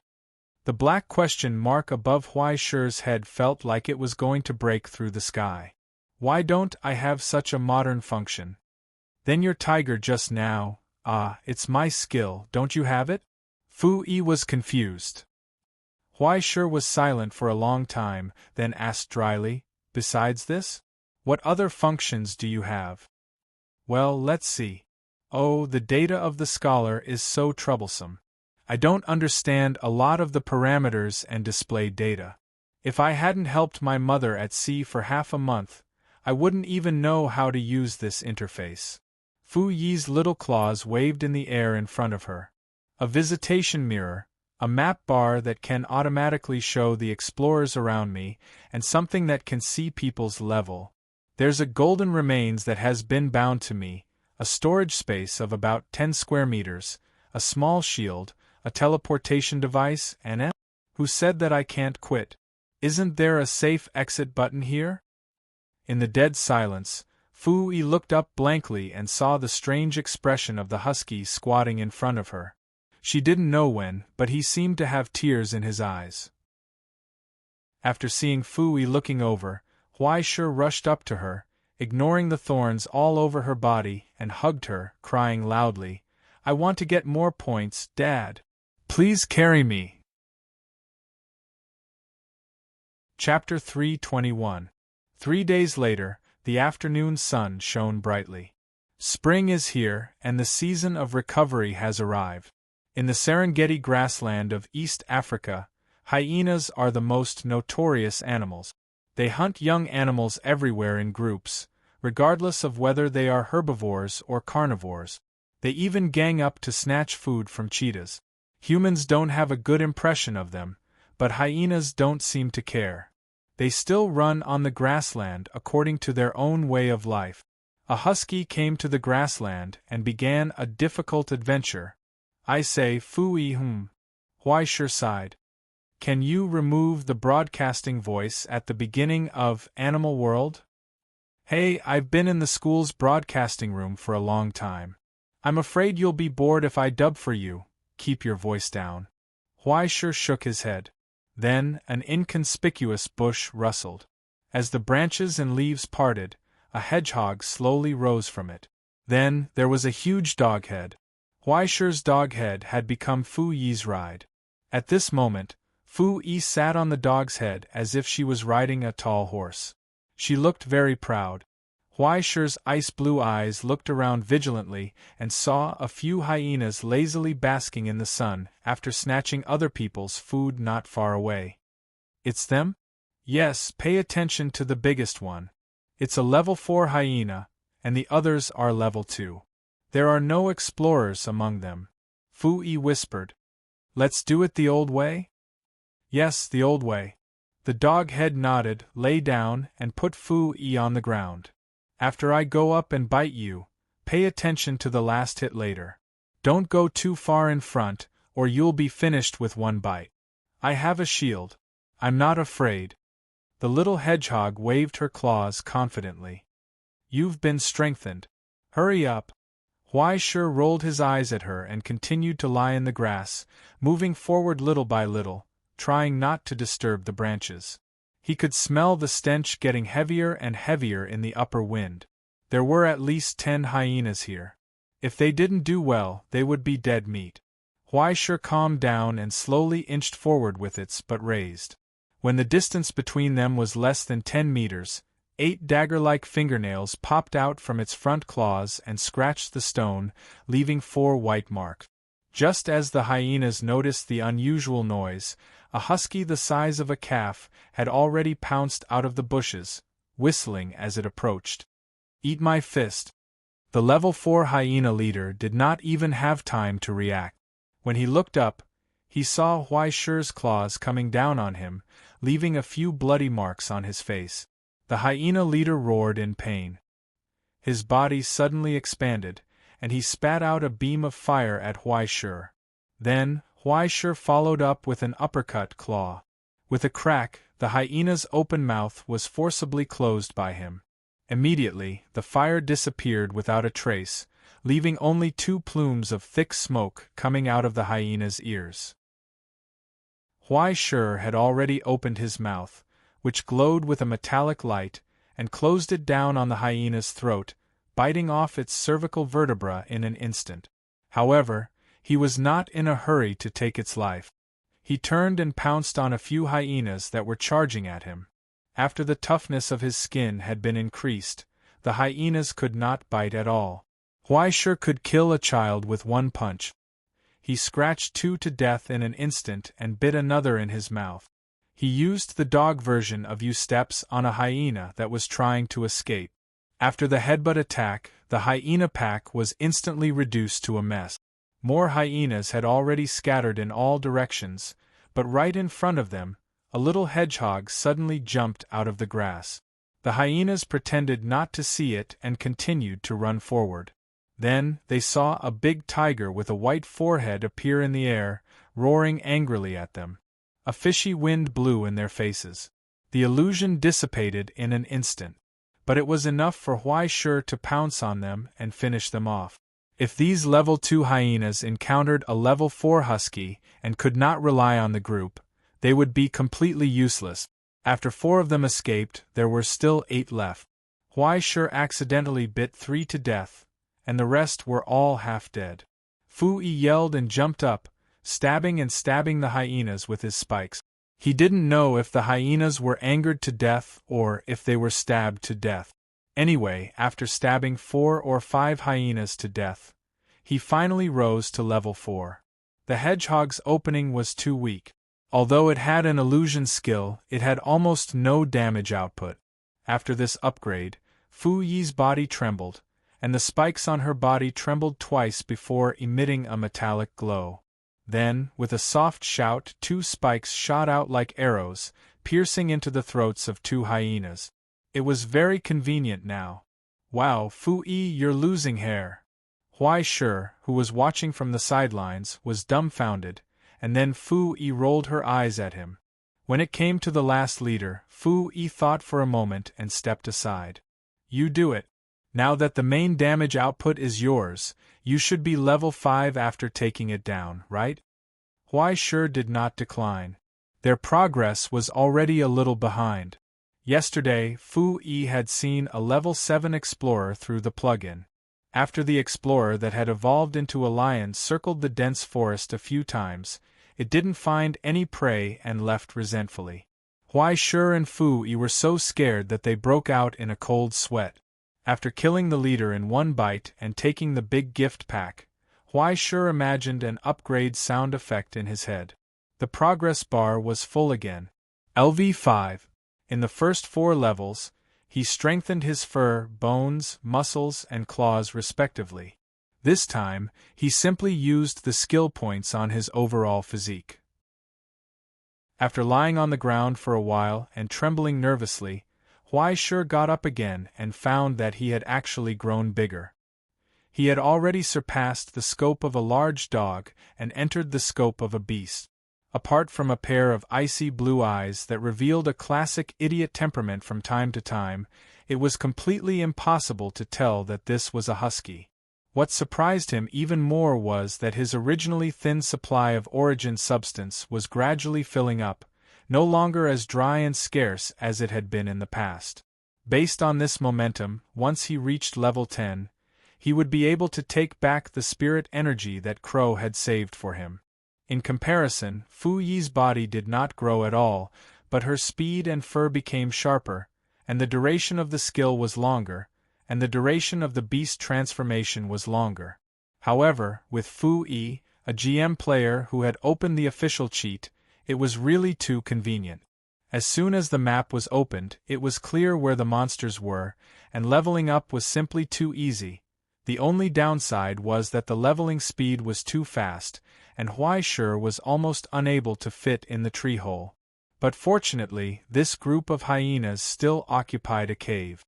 It seemed that the place to live in the future would be more spacious. By the time he finished cleaning up the area, Fu Yi had already skipped into the house, and then came out in a hurry. Huai Shi, Huai Shi, Huai Shi. Fu Yi shouted, "Come over and see." What? Huai Shi ran over with small steps, lay down, and then put Fu Yi on his head and crawled into the cave. Then, he was stunned on the spot. What the hell was this? In the cave, it was a mess. A group of hyenas naturally couldn't be expected to clean up. But what shocked Huai Shi wasn't the mess here, but the mottled and faded mural on the wall. On the light gray wall there was a group of people who looked like snakes. As if they were performing some kind of sacrifice, they circled around the high platform, and their movements were like a dance.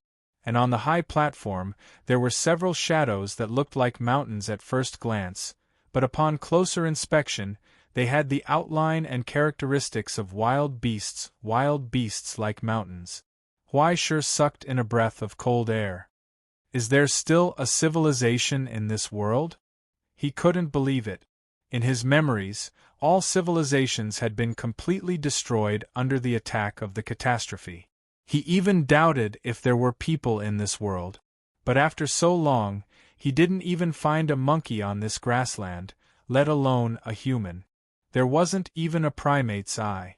Humans seemed to have been abandoned by this world. They had disappeared. In other words, what we saw on the grass 2 days ago were really wheel tracks. Huai Shi couldn't believe it. Maybe. To have something like a wheel, the level of civilization must not be low. Look at the Aztecs. It said that they didn't even have wheels a few hundred years ago. That's a special situation, okay? Huai Shi curled his lips.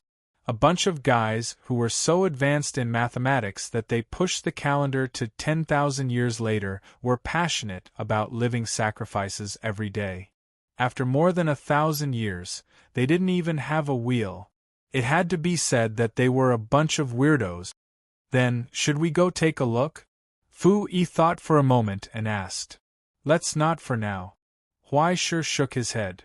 There are still so many monsters in the newbie village that we haven't fought yet. If we go to Stormwind City, I'm afraid that the dog's brain will crawl out. Why Stormwind City and not Orgrimmar? Didn't you hear? The great chief's legs died again. And he was called trash by a trash scriptwriter. The horde is so difficult.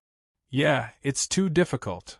The dog and the hedgehog looked at each other, shook their heads and sighed. Now that you're level 5 and I'm level 4, can we consider fighting a wave of elite monsters? Fu Yi thought for a moment and her eyes lit up again. The elite monster that Fu Yi mentioned was another explorer. They found a pack of wolves by the lake last night. There were about 17 or 18 of them. Their levels weren't low, and the leading wolf was also level 5. But on this night of the witch, it seemed that strengthening oneself wasn't the only way to level up. Just like the guy who led the pack of hyenas to attack Huai Shi, Skill points could be used to expand and improve his own pack, which was to increase his subordinates. Subordinates could also level up through leveling, but it was much slower than the explorer himself. There was no doubt that in the early stages, when there was no damage output, these explorers with numbers were the strongest. If they were good at controlling, they might be very strong in the later stages. The guy who occupied the lakeside seemed to be waiting for something. He never moved from his nest. Huaishe approached him last time, but he was chased for 2 miles by 3 wolves. They were all dogs, so why couldn't they be good friends? It did seem to rhyme when he thought about it. If Huaishe could successfully kill the leader like this time, they might be able to get this wave of experience. Huaishe hesitated for a long time, and was about to shake his head when he heard Fu Yi's voice. According to the map, there's a skeleton there. Huaishe gritted his teeth and clapped his paws. Let's do it! Chapter 322.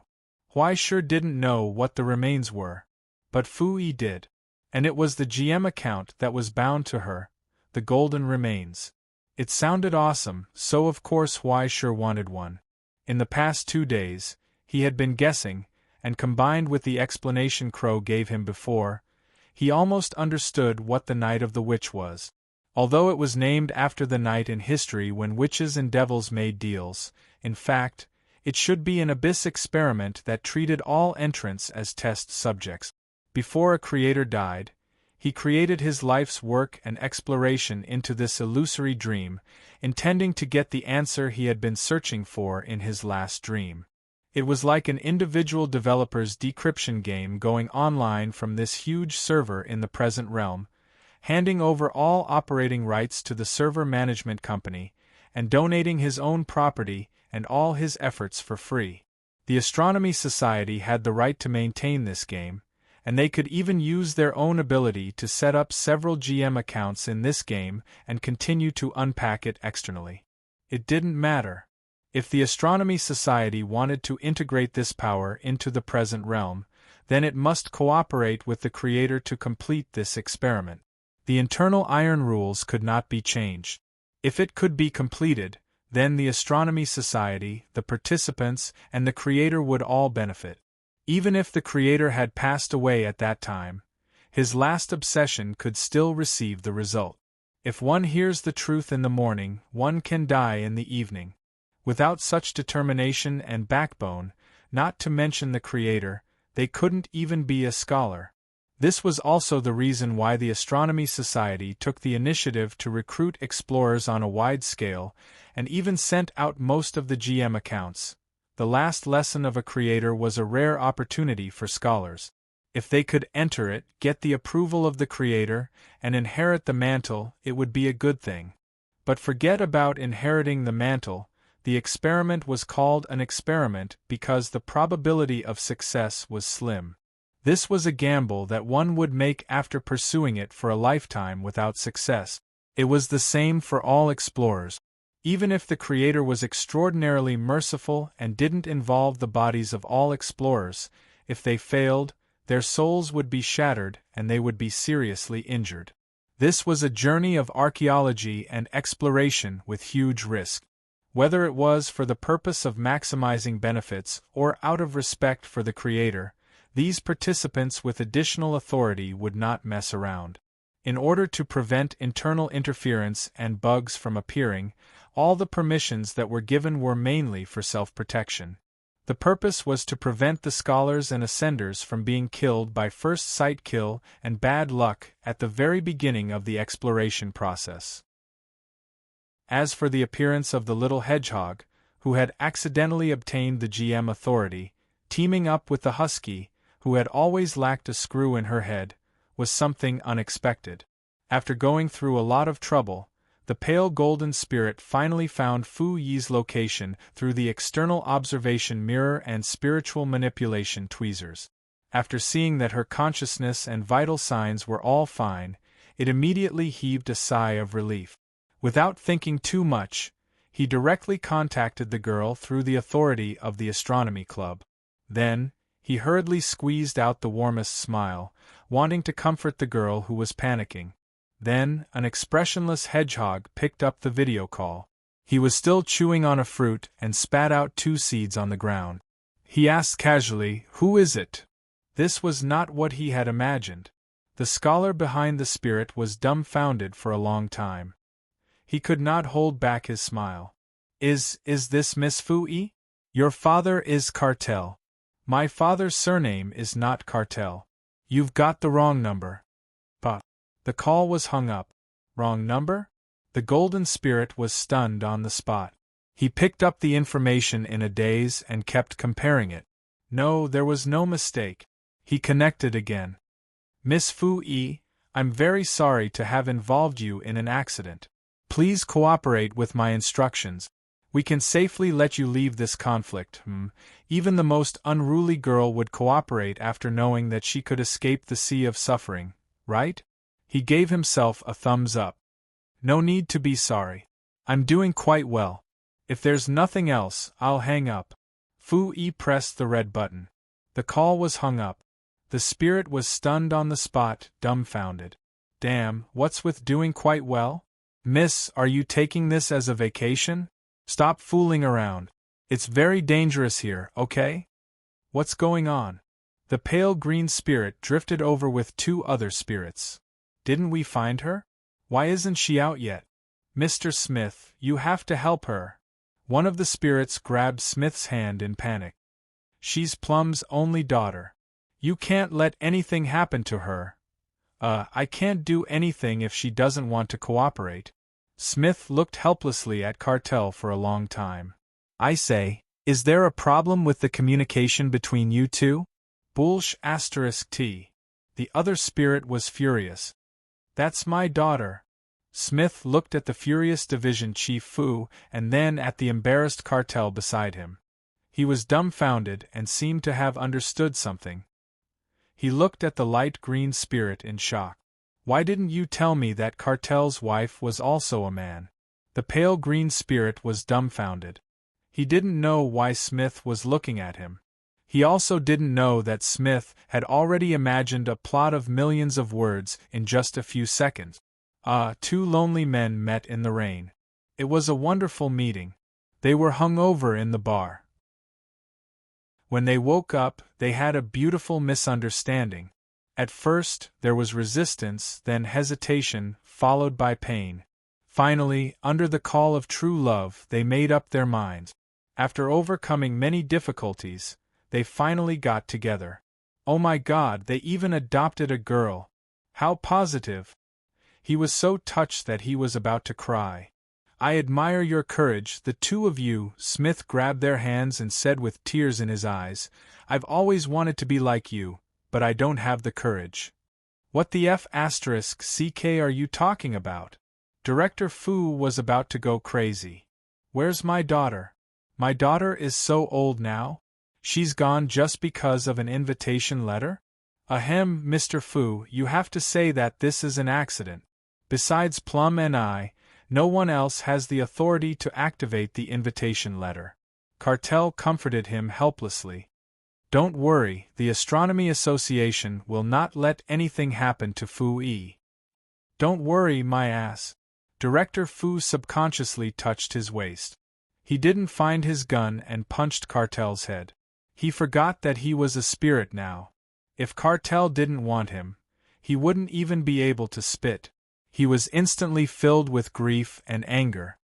I only have one daughter. One daughter. Thinking that his daughter was going to be taken away by this foreigner, even a man as tough as old Fu couldn't help but feel sad. Mengnan cried, It's fine if you want to take her overseas to study, but you should at least take her away alive and kicking. What the hell is going on here? She's nowhere to be found. Be more decent, Mr. Fu. Li Mei finally came online. She glared at her ex-husband and was about to say something when she remembered that this wasn't the place to quarrel. She sighed and looked at Smith. Sorry for the trouble, Dr. Smith. Is there no way to take her out directly? The main thing is that the rules of the transmission will conflict with the internal rules. If it's not necessary, it's best not to do so. Then please contact her again. We will persuade her to cooperate with you. Let me try. Smith was about to operate the device when he froze. After a long time, he looked up in shock. I think I've been blocked by her? On the screen, Fu Yi's porcupine profile picture had already dimmed. Only the last message was flashing. I'm going out for a walk. Everything is fine. Don't worry, Mom and Dad. I'll be back soon, probably. Everyone present fell into a long silence. What was this? Was the rebellious period coming? Had she finally run away from home? Look, at least she left you a message. In the dead silence, Smith summoned up the courage to comfort them. Isn't it good to broaden your horizons during puberty? Then, he felt 3 sharp gazes looking at him. His face twitched and he couldn't help but cover his face. What the hell was going on? In the freshly cleaned cave, Huaishur awkwardly used his claws to gather the dry leaves on the ground, wanting to make a floor. Hearing the sound behind him, he turned around and saw Little Hedgehog walking in from outside. He was a little puzzled. Where did you go? Taking a bath. I almost fell into the river. Don't mention it. Little Hedgehog shook off the water on her body and rubbed against Huaishur's body. Anyway, Huaishur's skin was thick and she wasn't afraid of being pricked. She was like a thick towel. Huaishur was pricked twice by her and his face twitched. What are you doing? Fu Yi looked at the pile of small dry leaves. I wanted to make a fire, but my claws scratched for a long time and it didn't burn, so I used the remaining leaves to make a bed for you. Try it. Little Hedgehog jumped on it, bounced twice, and became happy. Not bad, it's not cold anymore. That's good. Huaishur blew the dust on the stone and lay on it. Go to sleep. We'll fight elite monsters tomorrow. Okay. Fu Yi also lay down. Huaishur closed his eyes, hugged his tail and fell asleep. In the long silence, there was a movement in the dead leaves, and something small crawled up his arm. It found a comfortable place on his head, lay down, and stopped moving. Huaishur opened his eyes and looked up. Of course, he couldn't see anything, but he felt strangely warm. It was as if his good brother had put a hat on him. Wasn't it pretty good? He closed his eyes. Outside the cave, the night gradually deepened. Chapter 323. The next morning, they were awakened by a loud noise. Huaishur got up from the ground vigilantly and looked out of the cave, only to see the gray sky and lightning swimming in the sky. Very soon, as the hurricane whistled past, bean-sized raindrops sprinkled down from the sky. They shattered on the ground, emitting a series of low rumbling sounds. In an instant, a torrential rain poured down. The river suddenly rose, and the turbid water washed down from the mountain with a large amount of mud, forming new tributaries on the ground. If this cave wasn't located at a high place, it would probably be filled with mud, right? Amidst the earth-shaking rumbling, countless lightning bolts struck down from the mountains in the distance, as if they were going to tear the world outside this shelter into pieces. The whole world seemed to have become violent. Who is transcending the tribulation here? Huaishur instinctively wanted to yell, but Fu Yi kicked her in the head. She immediately reacted. How are we supposed to fight elite monsters in this weather? Do you want to rest? He asked. We agreed to explore together. We have to go even if it's windy or rainy. What are you hesitating for? Let's go. Fu Yi raised her small paw and pointed forward, looking energetic. Huaishur thought for a moment and tried to put on a serious expression on his dog face. This is not a game. I know. Fu Yi nodded. If necessary, quickly withdraw yourself, understand? Huaishur instructed again. Don't worry about me. I'm a ascender, much stronger than you. Got it. Don't worry.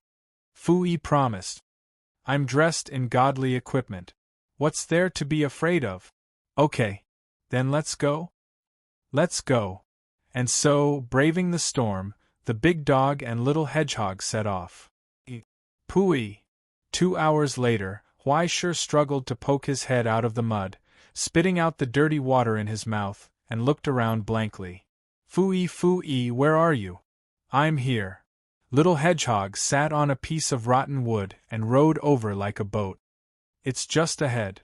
I saw it on the map. I saw it too, in the midst of the storm. Huaisher looked in despair at the rolling turbid river in the distance. A river channel that had suddenly formed had blocked the way. From time to time, huge logs and large and small stones floated in the muddy water and rushed downstream. Huaisher felt that she should change her subject to be called pikefish if she could climb out after falling down, not to mention wading through it. Don't move. Huaisher dog paddled with all his might. He turned around and instructed Fu Yi. Then, he stretched out his neck, opened his mouth wide, and picked her up, baring his teeth. It was pricked.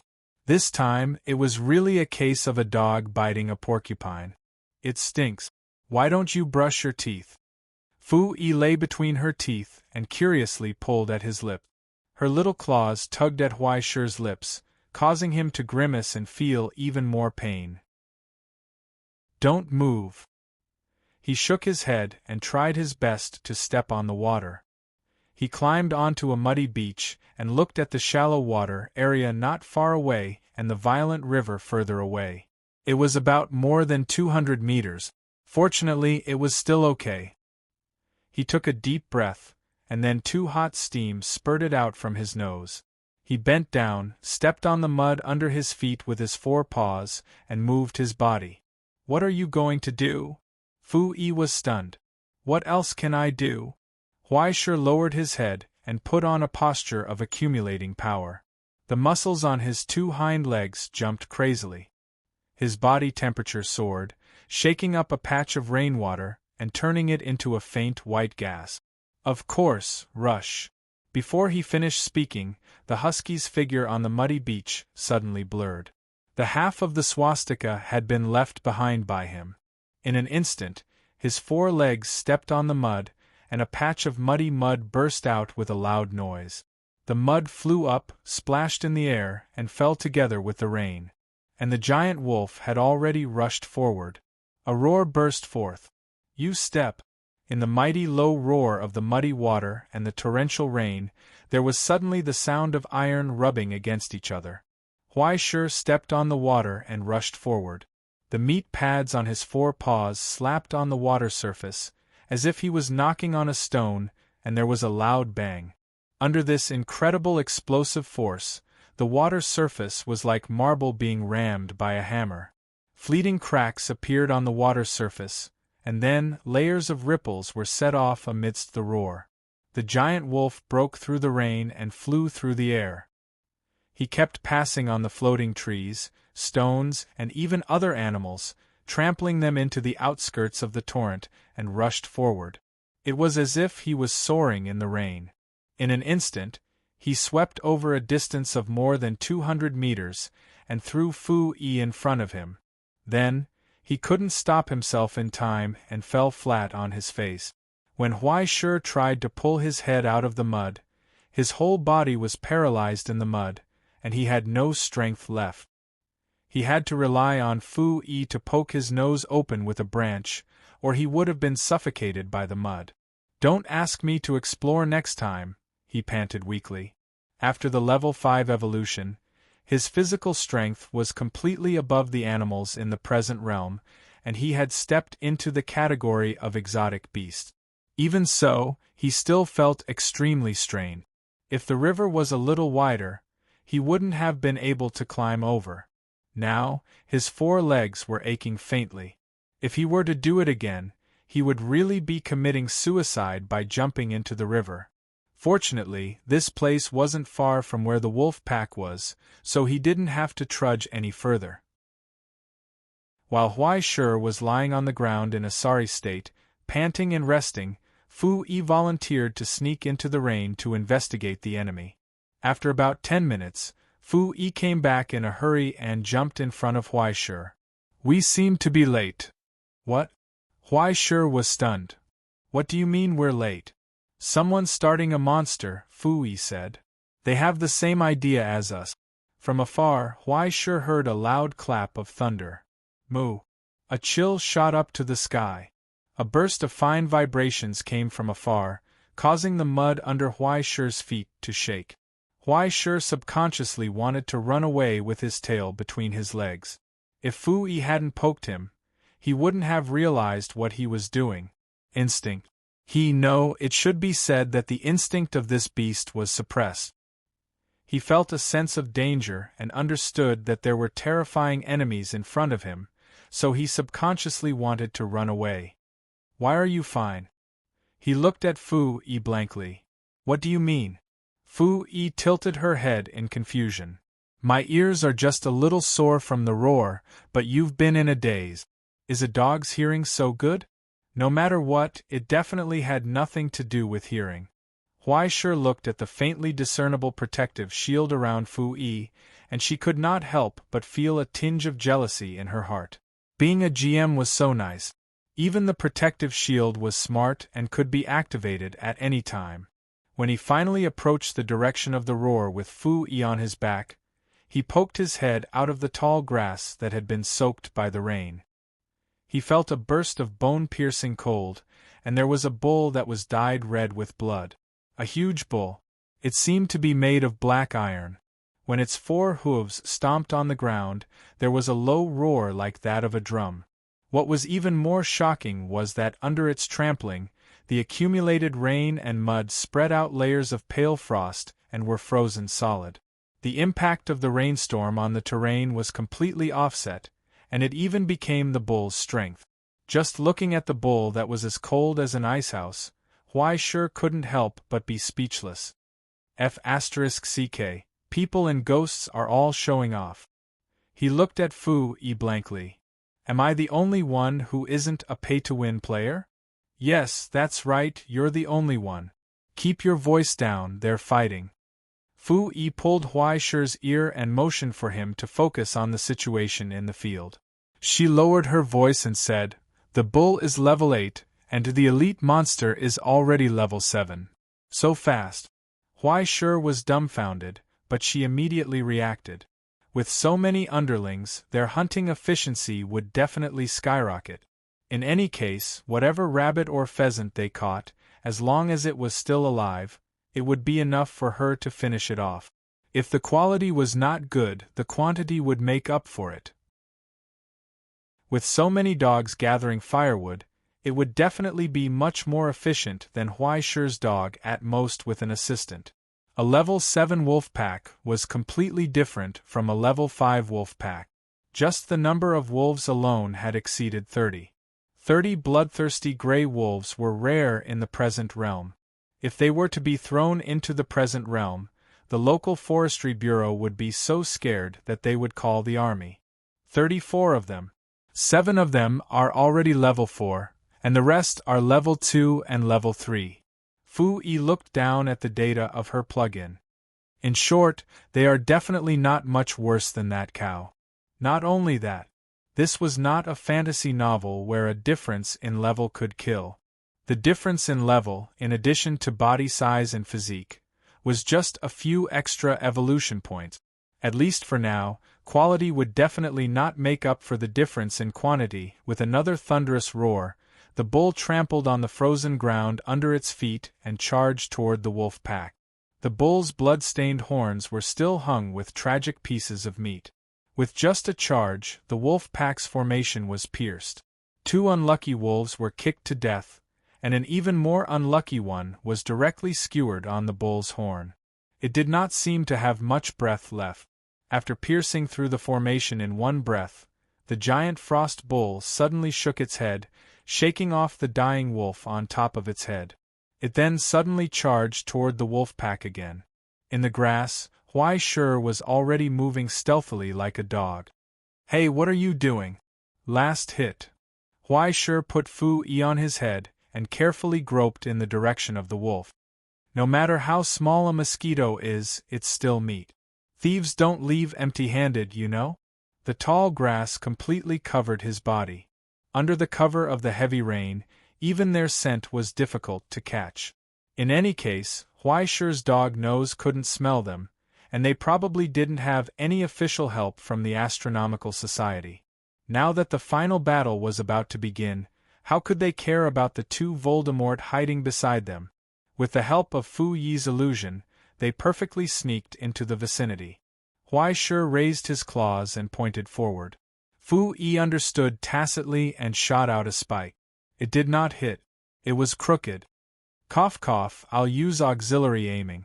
Wait for me. Fu Yi rummaged through a pile of plugins. Soon, with another shake, an arrow-like spike silently flew out and pierced the head of the unlucky wolf. Experience points obtained.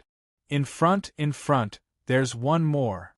After understanding the joy of last hits, Fu Yi became even more enthusiastic than a player playing Dota. Her eyes shone with a golden light. A few more and I'll be level 5 too. Okay. Huai Shi readily agreed. Not far away from the tragic battle, they secretly began to harvest the fruits of other people's labor. It was more exciting than stealing vegetables. Chapter 324. Reality proved that obtaining something without working for it was addictive. In less than a few minutes, Fu Yi had already risen to Tier 5. She curled up into a ball and trembled for a moment. When she crawled up again, she was actually smaller than before, but the tip of her thorns had become even sharper. Huai Shi accidentally touched her, and the thorn-like sensation turned into iron needles that pricked his paws painfully. More importantly, the origin-substance fluctuations in Fu Yi's eyes were becoming thicker. Huai Shi, I have a new skill. She jumped up and down on Huai Shi's head in pleasant surprise. Look. Huai Shi's eyes rolled up, but he couldn't see anything. If he didn't look in the mirror, who would be able to see what was growing out of his head? Very quickly, the faint outline of a hedgehog jumped onto the ground in front of him. It shook its body, creating a blurry image in the rain. Invisibility. Huai Shi's eyes widened. It should be hazy. My panel tells me that it's a camouflage of an origin substance. I don't know what it is, but if you don't look closely, you won't be able to see it, right? Fine, it was a high-tier ghillie suit. The poor Huai Shi took another bite of lemon. Immediately afterwards, he discovered that as Fu Yi lay on top of him, his figure had also become hazy. It was actually a support-type skill. Go, hurry. If you don't finish him off, it'll be too late. Fu Yi could already see that on the bloody battlefield not too far away, a few heavily injured wolves were about to die. The battle between the wolf pack and the ice bull had already reached a climax. They didn't even notice the foreign dog twisting and crawling under the mud and grass. Even with the ice bull's majesty and might, its body was already dripping with blood. The wolf pack had already torn open a few bone-deep wounds. However, only half of the wolf pack remained, and the alpha wolf situation was even worse. When dealing with this kind of heavyweight opponent, the wolf pack should have used their advantage in numbers and speed to kite and bleed from afar. Even if they didn't have the geographical advantage, they could still use their advantage in numbers. Unfortunately, he didn't have a single one of them. The terrain was in the enemy's favor. If he wanted to make use of his speed advantage, he would have to abandon the remains that he had been defending for a long time.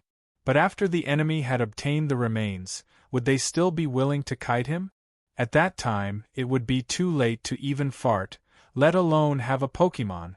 For the Ice Bull, there was no way out. If he didn't take advantage of this opportunity to eliminate the leader of the wolf pack, he would have to face the wolf pack's kiting tactics even if he managed to snatch the remains. Both sides were equally caught in a dilemma. They could only display the spirit of drawing their swords and recklessly fight when enemies meet on a narrow path today. Either you die or you die. With this kind of determination, the killing intent on both sides became even stronger.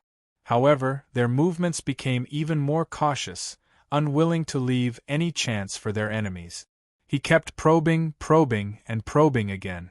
They wished they could wave at each other to show their friendliness.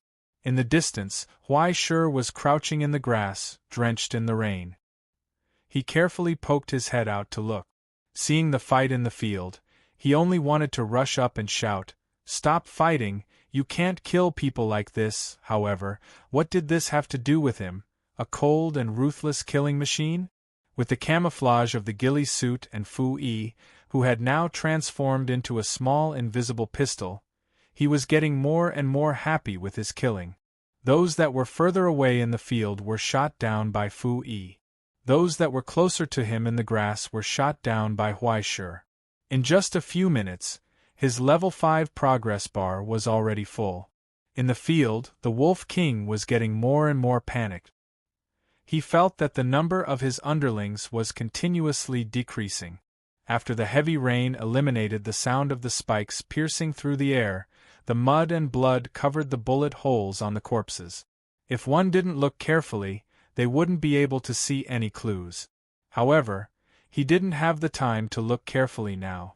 In his heart, he only thought that his underlings had died from serious injuries. He hated the Ice Bull even more. The Ice Bull waited for a long time but didn't receive any experience points. He only thought that this pack of wolves was pretending to be dead. He became more and more afraid in his heart. Soon, he couldn't hold back his impulse. 2 rough breaths came out of his nostrils, and the frost under his feet suddenly spread. After a roar, the Ice Bull galloped forward like a tank again. This time, after breaking through the pack of wolves, he actually ran straight for the alpha wolf. The sharp horns of the bull were like spears. Wherever they passed, the rainwater froze on them, forming sharp icicles. More importantly, the rainwater on his body was frozen by the cold, forming a thick layer of armor. The teeth of the pack of wolves couldn't bite through at all. This bastard is going all out. The Wolf King's pupils contracted instantly. Looking at the Ice Bull galloping over, he turned around and wanted to escape. However, how could he make it in time? In an instant, the bull was already in front of him. He only remembered to twist his body. The wolf and the bull brushed past each other. In an instant, the Wolf King flew out. Half of his body was crushed. However, the Ice Bull let out a blood-curdling scream. He staggered and slid to the ground. In the frozen mud, the blazing red color of blood continued to gush out. From his abdomen, on his abdomen, there was a huge crack that looked like it had been cut by an axe. Who knew how many intestines and organs were cut off? It was like a hot knife cutting through feces. On one hand, his abdomen wasn't drenched in the rain, so the frost armor wasn't thick enough. On the other hand, more importantly, the Wolf King finally revealed his tail. It was covered with a sharp and hard shell, just like an axe. With one blow, he had completely injured the enemy. The Wolf King let out a sharp laugh and tried to prop himself up. However, he fell to the ground immediately after, unable to get up. His spine was broken. Copper head, iron back, tofu waist. Although it wasn't to the extent of tofu, at least the traditional proverb made sense. Hand over the remains. I will let you go. The Ice Bull let out a deep voice that was filled with coldness. Otherwise, I'll send you off today. Are you kidding me? The Wolf King sneered. My wolf pack still has 8 wolves. Who do you think will be the one sending me off? He raised his head and let out a mournful scream. His whole body shook violently. The wounds and broken bones twitched crazily and actually recovered quite a bit. He still had 1 evolution point that he didn't use. At this moment, the Wolf King, who had leveled up, was the same as the Ice Bull, reaching level 8. More importantly, he didn't use the points on himself. Instead, he hardened his heart and strengthened his subordinates. Following his long howl, the bodies of his remaining 8 wolves swelled up. Their fur had a metallic luster. Under the push of his evolution points, they had mutated. Without waiting for his command, the 8 wolves screamed and pounced forward, attacking the Ice Bull lying on the ground. Following that, there was a thunderous roar. The Ice Bull roared angrily. Blood gushed out from his wounds again, but it was immediately frozen into a blood-red armor. This time, it was even more exaggerated. The terrifying chill almost formed a wave that swept out in all directions in an instant, engulfing the few giant wolves, covering them and freezing them in the quagmire. Only one of them jumped up immediately and snatched the frozen armor, but it was immediately killed in the air by the charging bull. "Die for this, Grandpa!" The blood-red eyes of the ice bull roared. Ignoring the pain in his abdomen, he charged towards the Wolf King again. With a bang, the Wolf King's tail was wedged into the ice bull's face and was frozen. Following the ice bull's charge, the Wolf King was once again sent flying. Its tail was forcibly broken in the air. When it landed on the ground again, there were 2 bloody holes on its body. Blood and broken organs were constantly spurting out. It was obvious that it was not going to survive. However, without waiting for the ice bull to smile, he saw the Wolf King's blood spurting out. A layer of blood flew in the air, and suddenly outlined a stupefied silhouette. "What the F***ck?" The husky, who was lying in the mud, looked down blankly and saw the Wolf King lying beside him.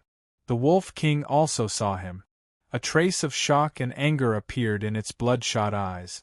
The foreign dog and the local wolf looked at each other. "Who is it?" the ice bull roared. Its eyes widened as it stared at the dazed husky. After pondering for a moment, Huaisher suddenly jumped out of the bushes under the shocked gazes of the two. It stood up like a human and spread its paws, striking a strange pose. It spoke with a trembling voice. "First, never act on impulse." "What?" The ice bull thought that it was hearing things. "Second, never miss a single bad thing." The husky raised the little hedgehog in its hand and said seriously, "Third, be fair and beautiful as the referee." "I will be the referee for this battle of the remains," Huaisher shouted. "The captain of the sleigh team is here to report." Then, the captain of the sleigh team raised its paw and ejected a fingernail as sharp as a dagger. It slashed downwards and slit the Wolf King's neck. After the nonsense was over, it got to work. Its movements were clean and agile. Blood spurted out. The referee was over. The captain of the sleigh team ended the battle with Wu Zhiga. It was perfect. Before the stunned ice bull could react, Fu Yi, who was held in Huaisher's other paw and had been holding her breath for a long time, immediately put on the aiming aid plug-in of the 8x scope. Without any pressure on the gun, she fired more than 10 shots at the ice bull without making a sound. The ice bull only felt his vision go black as Fu Yi turned him into a hedgehog. 2 sharp thorns pierced directly into his eyes and wedged into his skull. It did not know what nerves were affected, but it made him struggle madly on the spot. However, he could not get up. Soon, the wound on his abdomen ruptured again and blood gushed out. The ice bull was no longer breathing.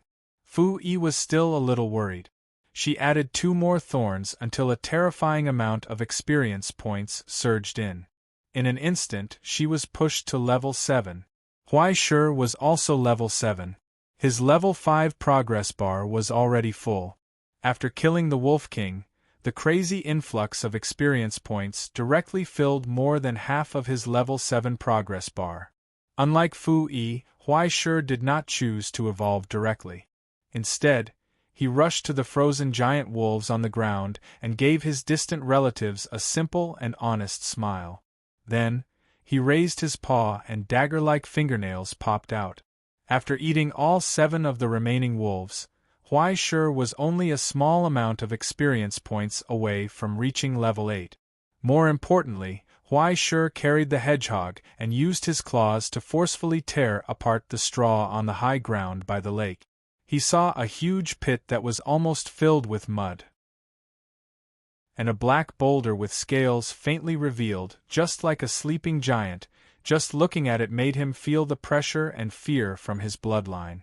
As he carefully stretched out his claws and pressed them on the protruding boulder, a display box suddenly popped up in front of his eyes. Obsidian remains detected. Level insufficient, 7 out of 10. Huaisher sucked in a breath of cold air. This is the remains. Chapter 325. Login Code. FKP 4761 Registration Name. Huan Lu. Verification in progress. Authentication complete. Access granted. On the huge screen, a blurry phantom of a human figure slowly emerged. After breaking through the constraints of pixels, half of its body poked out as if it was a ridiculous scene in a dream. He looked at the woman in front of him and slowly nodded. "Welcome back to the Continuation Institute, Dr. Mei Li. Do you have any orders?" "I want to see the teacher," Li Mei said straightforwardly. "The creator, Sha, is in a meeting." "Then leave a message. I can wait here.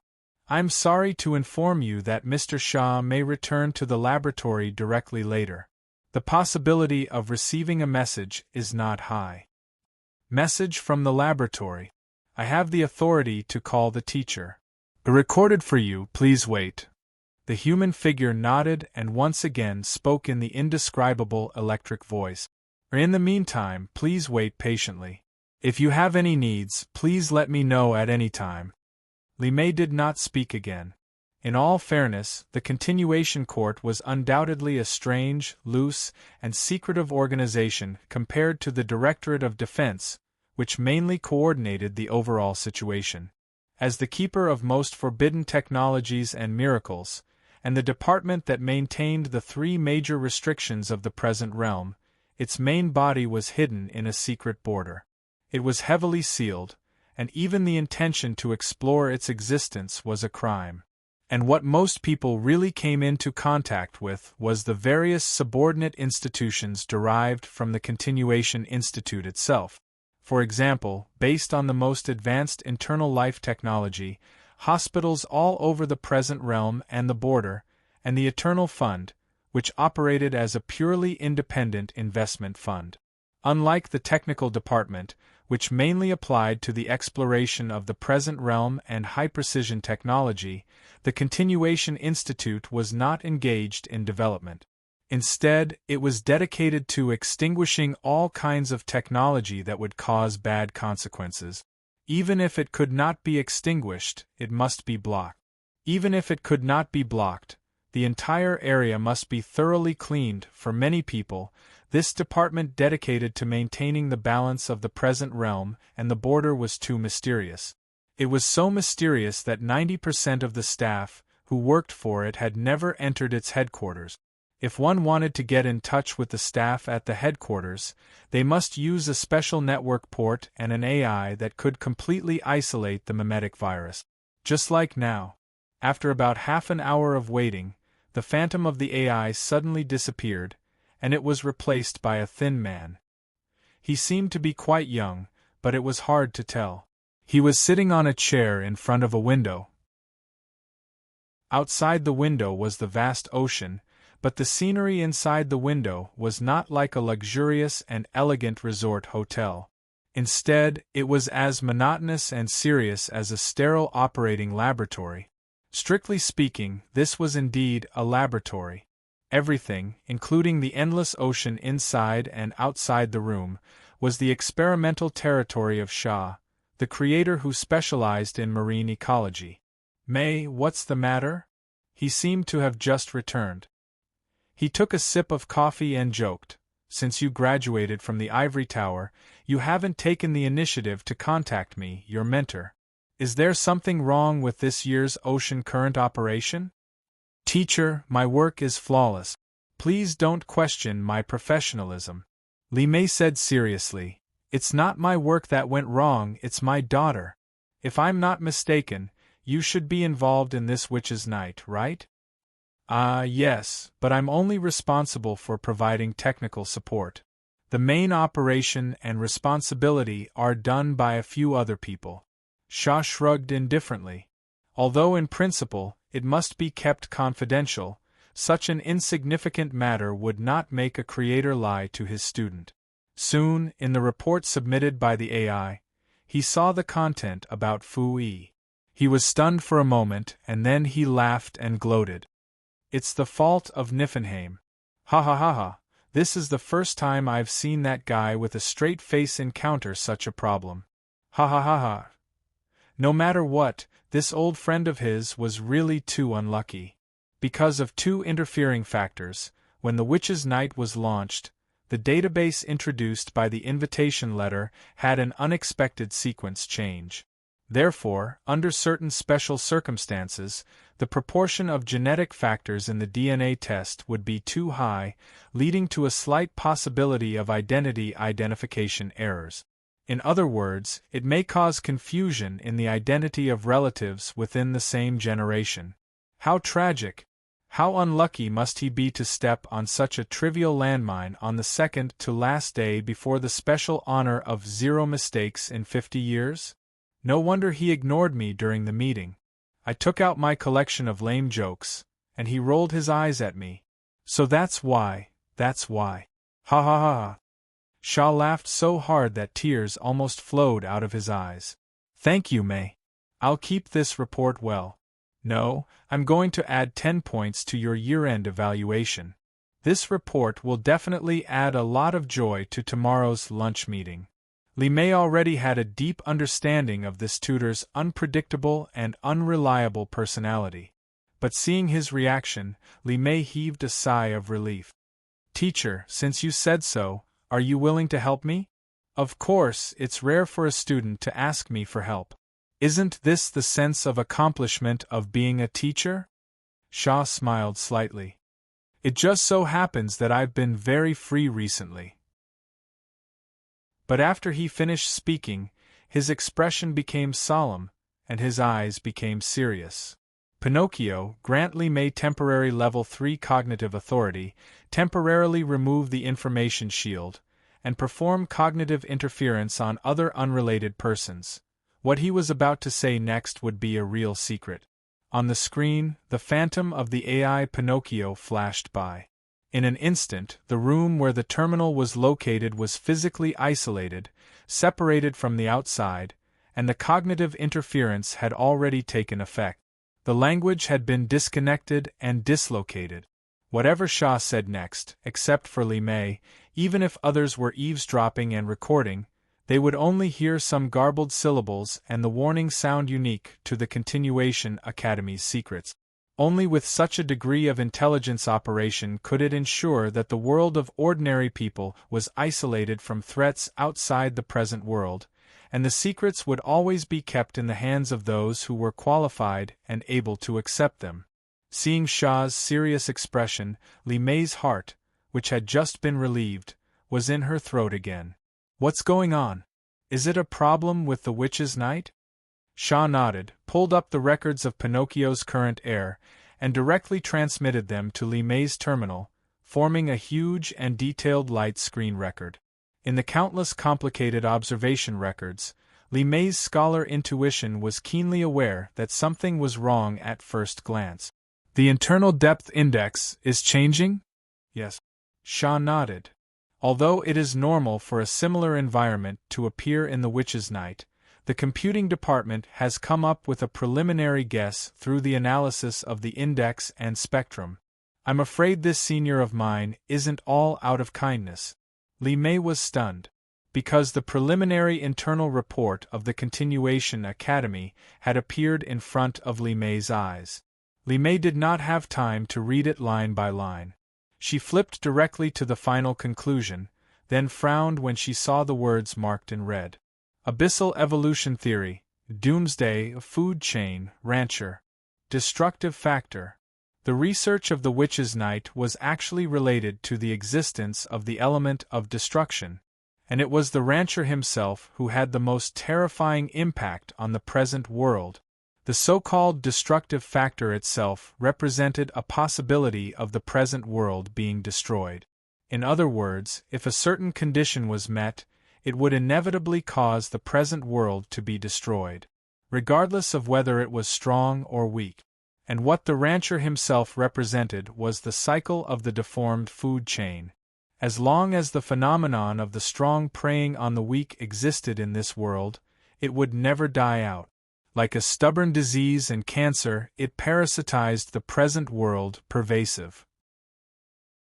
Over the years, there had been countless scholars who had carelessly frozen, brainwashed, and deformed the rancher itself. Even if it was the creator, could she be 100% sure that she would not be affected by hell? No one dared to talk nonsense. Otherwise, where did the Golden Dawn come from? On the bright side, maybe this creator is engaged in ecological research related to the rancher, Shaw comforted. Shaq comforted him. Besides, with the protection of the Astronomy Society, we can forcibly pull her out when necessary. Well, that guy Niffenheim will definitely help. After all, this was caused by his mistake at work. With the two creators guaranteeing Fu Yi's safety, Li Mei heaved a sigh of relief. The excitement on her face slowly faded, and she became pale as if she had been ill for a long time. Other than that, let me see. According to the reports of the clearers and the observation team, most of the explorers should have a considerable degree of growth inside and are about to complete the preparation stage. Shaw scratched his chin, then glanced at the clock. He used the time ratio formula in the report to do a brief calculation in his mind. Then he nodded. She should be able to use the remains in about a few minutes. At that time, according to the internal laws of the Witch's Night, her avatar will transform according to her own wishes and the lineage it belongs to, and the lineage will also support her. The others should have their own avatars by now. I haven't chosen one yet. If she doesn't mind, I can at least provide her with some advice and help when she advances.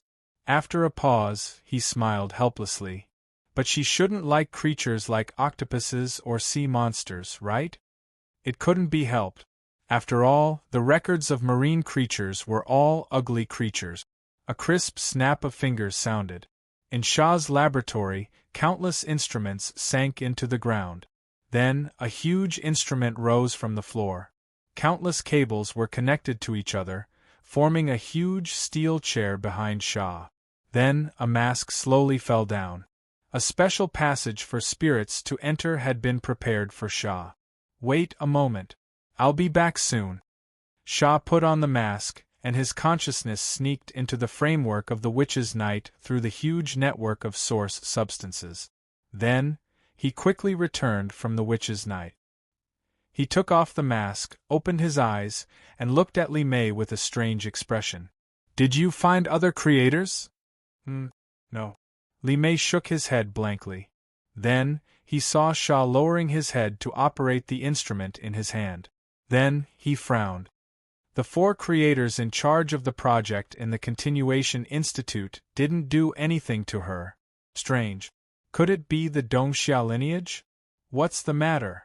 Li Mei asked anxiously. Is there a problem? Ahem, to be exact, there's no problem at all.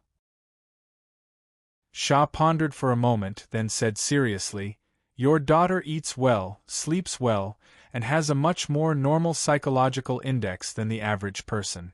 She's even very happy. Also, her level isn't low. There's even a rather upright, tough, and capable military officer who volunteered to be her teammate and provide her with protection. But... He paused, and his expression became more and more strange. Another creator actually chose her in advance? Chapter 326. Huai sure felt that his good brother was about to die. Ever since they had taken possession of that bone, they had spent almost an entire day using the map function to kill monsters on the grassy plains and had finally reached level 10. They had reached the standard for using the bone. But considering that they had no defensive abilities during evolution, the other person needed to be nearby while one person was evolving. To ensure their safety, Huai sure let Fu Yi, who was slightly weaker in combat, advance first, then wait for her to finish before protecting him. Unexpectedly, after Fu Yi found the thumb-sized golden bone, she hugged it and didn't move. She froze in place. She didn't say anything, and she didn't even pant. Huai sure couldn't feel her pulse as a dog, so he could only lean over to listen to her heartbeat, and then he grimaced in pain. He couldn't even hear her heartbeat. Instead, he discovered an even worse situation. Not only was his good brother dead, but she was also petrified. He bit down on the wooden stick and tapped it twice. Bang! If it weren't for the fact that the origin substance fluctuations were still very stable, he would have suspected that Fu Yi was already dead. What was going on? He crouched on the ground, looking at Fu Yi's corpse in front of him with a confused expression.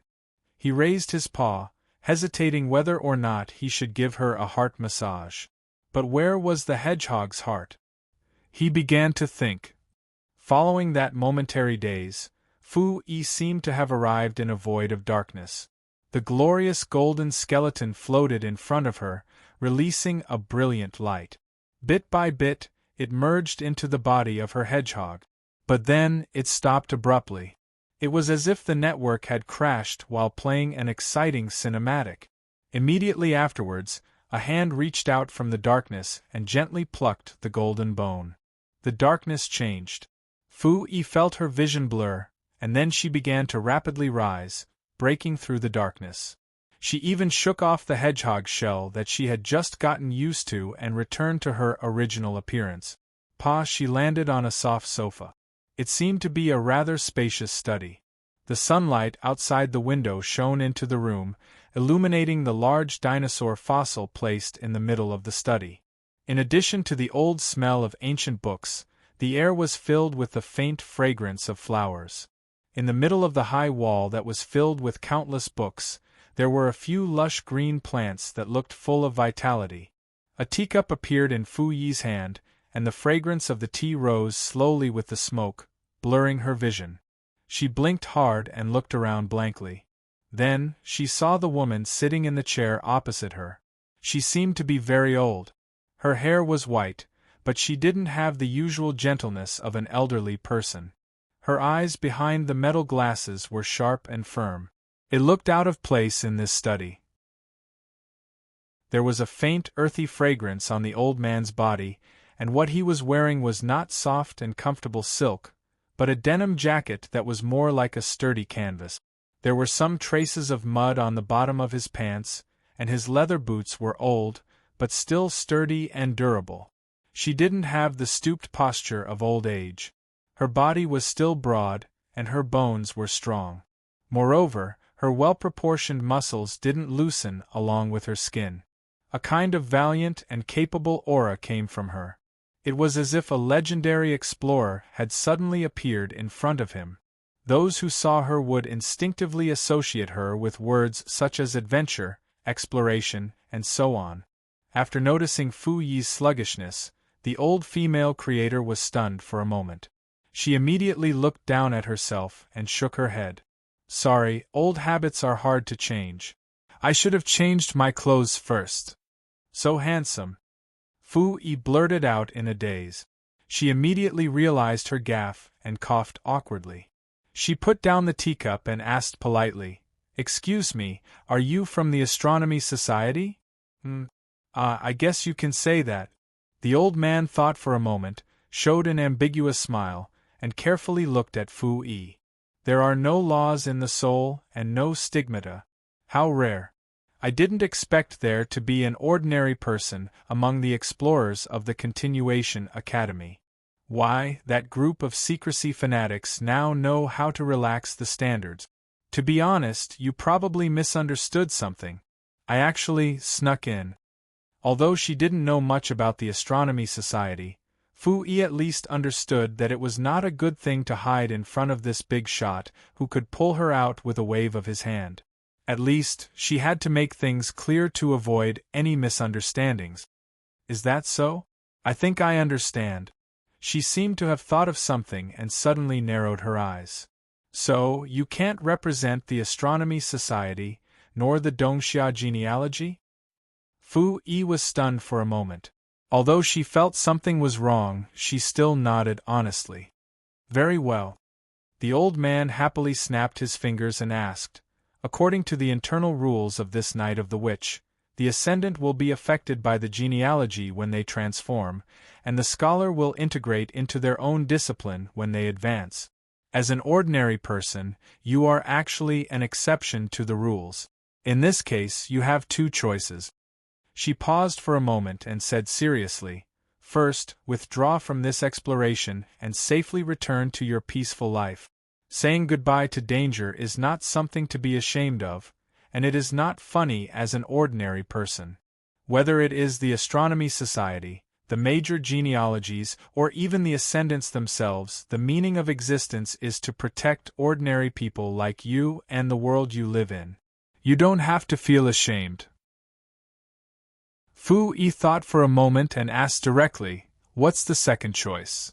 "That is to find a creator to adjust and arrange the next evolution direction for you." The old man smiled and pointed at himself. "For example, wait a minute, it seems that another creator is also very interested in you. Unfortunately, I have already chosen." She suddenly waved her hand as if she was shaking off something. Then, she sat on the sofa and quietly waited for Fu Yi's choice. "Okay." Fu Yi accepted this reality faster than she expected and nodded her head without hesitation. The old man was slightly surprised. "So straightforward? Isn't this the cheat often mentioned in novels?" Fu Yi was looking forward to it. "I also have a master ahem, a grandmother. Is the literature of the modern realm too developed, or are all the girls in the modern realm so careless?" The old man was stunned for a long time. Then, he shook his head and laughed self-deprecatingly. He took out the golden remains from his pocket and put it on the table. "Then, let's get back to business. I have stopped your transformation. There are still loopholes in the Astronomy Society's automatic allocation principle. You are not suitable for the gold of transformation." She pondered and suddenly asked, "Agate, amber, or quartz, which one do you prefer?" Fu Yi hesitated for a moment and suddenly thought of Huai Shi's remains. He asked tentatively, "Obsidian?" The old man shook his head. "Obsidian, which represents matter, is the least suitable for you. On the contrary, you seem to be more suitable for the other extreme." Glass is more suitable." She hesitated for a moment, reached out and knocked on the remains on the table. In an instant, the bright gold faded and the remains changed. In the end, it was as if there was nothing left on the spot. If it was not for the faint reflection of the sunlight outside the window, Fu Yi would not have been able to determine what was there. "This is the opposite of the ever-changing gold, the eternal glass," the old man explained. "The golden remains strengthen the use of your origin substance, but you don't have any talent or performance in this area. It is far less suitable for you than the glass that emphasizes the qualitative change of the body." She was silent for a moment and said seriously, "I want to remind you that the transformation of the glass remains may have a considerable impact on your own strength. Even if there is a creator who adjusts the transformation and evolution method for you, you will still fall behind the progress of others for a long time. In the early and middle stages, it is too easy to die prematurely." Fu Yi waved her hand calmly. "I have a good brother to guide me." The old man was puzzled. He squinted his eyes and looked at something carefully. Soon, a happy smile appeared on his face. It is indeed a very good friend. He thinks you are dead and is now rubbing his nose against you. You are pricked. Ha ha. I am afraid you have to hurry up. He has already begun to think about how to give you mouth-to-mouth resuscitation and chest compressions. Ha ha ha. A dog giving first aid to a hedgehog. I can't take it anymore. Fu Yi's expression became more and more awkward. With great difficulty, the old man finally stopped laughing. He wiped his tears and asked seriously, "Then, are you ready?" "Yes." Fu Yi nodded. After hesitating for a moment, she asked, "But there is one more question, ask. Why are you helping me?" Fu Yi asked curiously.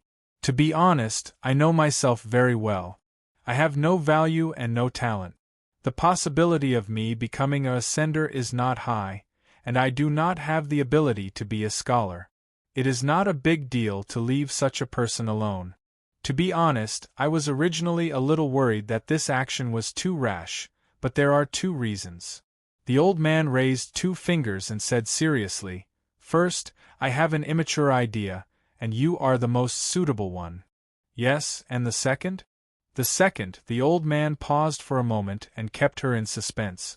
Then, the corners of his mouth curled up, revealing a proud smile from the bottom of his heart. Because you praised me for being very handsome. Then, in the instant that Fu Yi was stunned, this very handsome old woman waved her hand. She sank back into the darkness. Then, she saw the glass of nothingness burst out with resplendent light and engulfed her. She fell into a deep sleep. She woke up from her dream. Then, she opened her eyes and saw Huai Shi in front of her with a nervous expression. Fu Yi, bad news. He opened his eyes wide in panic. You are shedding hair. Fu Yi jumped up from the ground and looked at her body blankly. Then, she saw the spikes on her body fall off one by one, like melons falling off when ripe, without any pain. Then, her bones began to rapidly change, proliferate, and grow. Visible to the naked eye, her body began to rapidly and subtly change. In the blink of an eye, as the remains disappeared, she welcomed her own transformation. In the blink of an eye, the transformation from the inside out was complete. She raised her head nervously and looked at Huai Shi. How am I now? You, Huai Shi scrutinized Fu Yi in front of him, whose appearance had changed greatly. No, even her species was no longer a hedgehog. After thinking seriously for a moment, he said solemnly, You have grown longer. In front of the husky, in the reflection of its ice-blue eyes, a lonely, weak, and helpless stoat fell into a daze. Chapter 327. 10 minutes later, Fu Yi, who was so frightened by Huai Shi that she almost deleted her account, finally saw her own appearance in the reflection of the lake, and breathed a sigh of relief. Then, she was so angry that she didn't want to talk to Huai Shi anymore. She would never be able to find the main point when talking to this bastard. She would only explode with anger.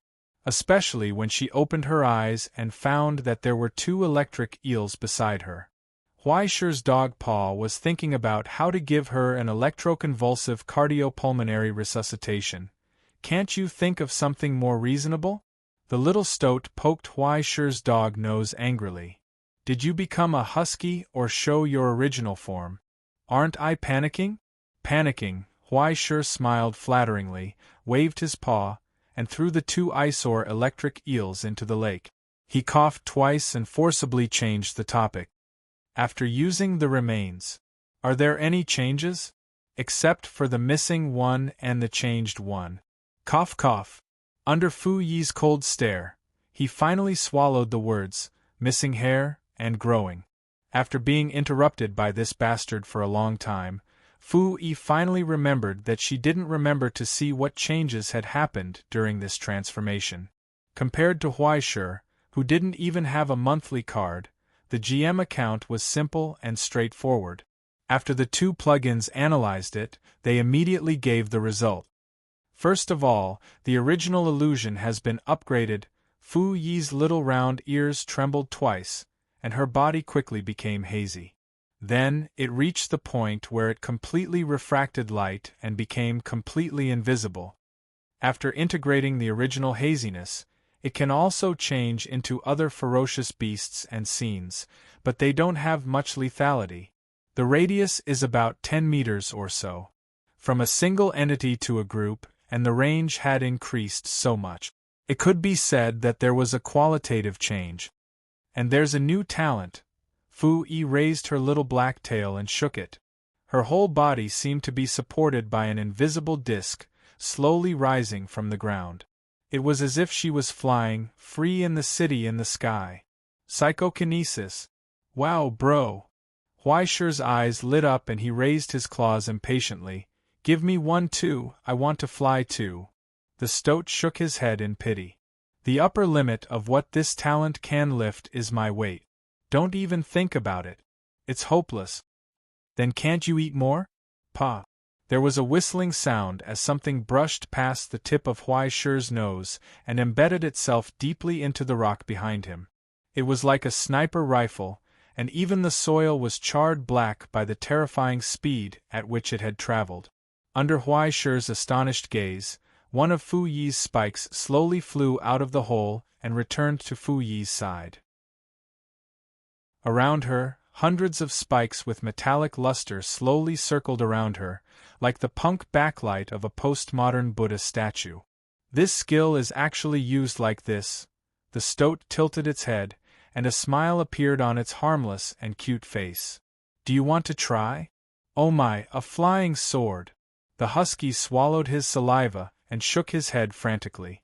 Illusions, psychokinesis, and the 5 ghosts move. Sister, are you sure you're not some yellow immortal? He tilted his head and looked at Fu Yi in the air.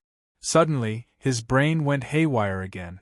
He brought his nose closer and asked curiously, "Wait a minute, generally speaking, aren't all mustelids stinky?" "You don't seem to." As he spoke, he was speechless under Fu Yi's silent gaze. "Are you done?" "Cough, cough, I'm done." Thus, countless spikes flew into the air, aimed at Huai Shi's dumbfounded dog face, and burst out with the girl's roar. "Then die." In fact, Fu Yi was quite kind. She only wanted half of his dog life. And she also took the spikes and poked his dog face until it was swollen. Based on the principle that the injuries would be healed after the transformation, Fu Yi planned to break 2 more dog legs. Later, she regretfully gave up when Huai Shi shamelessly hugged her legs and begged for mercy. "Okay, it's your turn." Sitting on a leaf, the white weasel hovered in midair with its paws crossed in front of its chest. It looked down at the cowering Huai Shi and said, "Don't be a coward. Let's see what you'll turn into." "What the hell?" "God knows what the hell I'll become." Huai Shi raised his head and looked at the obsidian skeleton in front of him. No matter how many times he saw it, he couldn't help but be dumbfounded and in disbelief. Just under the grass washed out by the rain, the dark skeleton revealed a rock-like texture, protruding obliquely toward the sky. It looked like some kind of cylindrical stone, and it was more than half the size of Huai Shi now. After 10 evolutions, Huai Shi's pure body size, quality, and ability had reached the subversion of a canine creature. Fortunately, it was not the reappearance realm. No matter who saw a husky half the size of a car, they would be afraid. Now, not to mention tearing down the house, Huai Shi was confident that he could even dig out the cement blocks in the foundation in 10 minutes. With Fu Yi's transformed body, he could squeeze an entire intensive class on top of her head. However, even though he was so huge when he sat in front of this skeleton, he couldn't say that he was bigger than it. Moreover, the section in front of him was only a scale that was exposed from the soil. A section of phalanx. Yesterday, when Huai Shi had the husky disease and began to habitually dig holes, he actually dug out a rib bone 2 meters below the ground dozens of meters away. After the system's verification, these 2 black rocks were just 2 parts of the same skeleton exposed on the ground. It was an out-and-out behemoth. Huai Shi couldn't imagine how huge this skeleton was when it was still alive. When Huai Shi finally reached level 10 and touched the skeleton again, this time there was no prompt that the conditions were insufficient. Obsidian skeleton detected. Do you want to start transformation? Warning: transformation cannot be reversed. The direction of evolution is even more uncontrollable. No matter how meticulous the design is, there is a risk of failure in the end. Risk of failure. These words were not only bigger than the others, but also marked in blood red. The warning must be serious. But what did this have to do with Huai Shi, the husky? It sounded like he would be afraid. The dog raised its paw and slapped down. Confirm. Let me give you the job. He still had time to look back and smile at Fu Yi in the air. Then, he saw Fu Yi's shocked expression, her hair standing on end in fear. The ground shook with a roar. The earth cracked as if a monster under the 9th heaven had awakened. It opened its eyes and drove its broken limbs to crawl out of the grave. After thousands of years, it was exposed to the air again. The skeleton was awe-inspiring, and blood-red flames rose. The burning behemoth opened its mouth and swallowed the husky in an instant. The mountain-like hollow skeleton collapsed and shrank inwards, forming a huge square black cube in an instant. There was not a single crack on the black stone cube. Countless intricate and complicated patterns appeared on it, flashing with lightning from time to time. There was no trace of Huai Shi anymore. The transformation had begun. Fu Yi's jaw dropped to the ground in shock at such a terrifying scene. A new doubt appeared in her little mind. Wait a minute, which one of us is cheating? Sample matching complete. Detection complete. Celestial genealogy, Heaven's Inquisition Road, Type Omega. Welcome, Your Excellency. Connecting to Utopia. Matching error. No response. Utopia's host is silent. Connecting to the Ivory Tower. Matching error. No supreme terminal detected. Connecting to the observatory. Connection failed. Detected the Three Wise Men system. Connecting. The Creator DM has rejected your transformation request. The Creator ST has rejected your transformation request. The Creator KP has accepted your transformation request. The Creator KP has rejected your transformation request. The Creator Gila has accepted your transformation request. In a trance, Huai Shi felt that there was a vague voice in his consciousness, but he could not hear it clearly. It was as if he had fallen into a deep sleep, full of fatigue and sleepiness. When he tried to open his eyes, he could only see a white light. He could not see anything clearly. There seemed to be a voice exclaiming in surprise. "Leave it to me? But what are you afraid of? Isn't it just a theory of evolution topic?" A frivolous and annoying voice sounded. "It's super easy. Isn't that what you do? Just do it casually. Even if you accidentally kill him, can this little brat blame you? But I was originally researching the regeneration of cell telomeres. It's completely different from the theory of evolution," the fearful and familiar voice said. "Moreover, my current specialty is recording operations and management. It's not suitable at all, sigh. It's a pity that classic of mountains and seas and records of strange things have disappeared. Wait a moment, I'll find something." A moment later, the annoying voice sounded again. "Here, take these records. As the record keeper of the heavenly kingdom, you don't need to know so much. Just put the appropriate books on the appropriate shelves. You can relax a little and just follow this. The Wonderful Nature, Monster Manual, Jaws, Godzilla?" There was a sound of flipping, and the voice became more and more confused. "Why is there a 6th edition COC Monster Manual? Is it really okay to do this?" "Of course it's okay. Boys like to cry after receiving this." The annoying voice became more and more cheerful. "Just do this first, then do this. How is it? Very simple, right?" With a swoosh, a display box suddenly jumped out from Huai Shi's consciousness. "Do you choose to evolve into a legendary species, Shu Gus?" Huai Shi. Hundreds of thousands of question marks rose from his consciousness, one after another. What the hell? Before he could react, he heard a strange woman's angry rebuke. "KP, if you continue to mess around, all the records this year will be handed over to you to sort out." The display box suddenly disappeared, as if it was escaping in a hurry. It slipped away, slipped away. As KP disappeared, the older woman's tone became gentle. "Just do it, Lily. Just treat it as a thesis. Didn't you read a lot of records before the topic of the Abyss evolution theory? Celestial genealogy is originally very adaptable to hell creatures, so you don't have to worry about rejection. What's more, that bastard has been interrupting for so long, you should already have a plan in mind, right?" "More or less. There are still some details that I'm not sure about. I want to consult you and the DM teacher." Do you want to start from the base and sequence chain? Mr. KP told me that I don't need to focus on the details, so I plan to determine the final main axis and prototype first. Oh? Sure enough, a working girl is the cutest. Do you have an idea? How about all-destroying evil dragon? Not a bad idea. What's the specific core?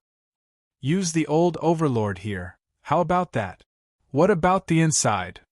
The ancient blood of greed. Performance! Just like how Niholt destroyed the world tree, devouring everything. Very good.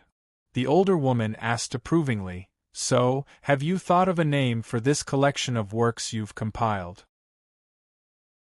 After a short moment of thought, her slender fingers held a pen and wrote a story about the evil dragon on the title page, a story about an invincible monster. Bichimos! At that moment, a deeper sense of drowsiness swallowed Huai Shi. He closed his eyes, like an embryo curled up in amniotic fluid, feeling an unprecedented arrival. His body seemed to be slowly dissolving, but a new body was being reconstructed from it, starting from the internal organs to the nerves and then to the muscles and the huge bones that supported it all. It was like sitting in the audience, quietly watching all of this, without any thoughts, quiet and serene, until the heart in his chest suddenly shook. It jumped. He bent his body as if he had been electrocuted, opened his eyes in the darkness, breathed, and swallowed the amniotic fluid. It was too dark. Where was this? DC world? Before he could make this joke in his mind, which had become an old joke, he felt the brutality of the beast emerging from the deepest part of his consciousness. It was unruly, majestic, and ferocious. He roared, roaring in this long suffocation. He struggled with all his might. The new muscles stretched on the bones, bursting with terrifying power. He straightened his body and suddenly broke free of his body. With the roar of the boulder breaking, he broke out of the shell and stood under the mournful pale moonlight. He felt the wind blowing from afar. Involuntarily, he roared at the sky. The hissing sound rose to the sky and spread in all directions with the hurricane. It was as if the earth was faintly trembling, and countless creatures fled in panic. Insufferably arrogant, when he finally calmed down, he saw Fu-Yi floating in the air in front of him, looking at him happily, gloating. "Oh, bro," her claws pointed at Huai Shi's body. "You're bald." Chapter 328. He was bald. He was really bald. Not even a strand of hair. 10 minutes later, Huai Shi, who was sitting by the lake, raised his claws and scratched his face.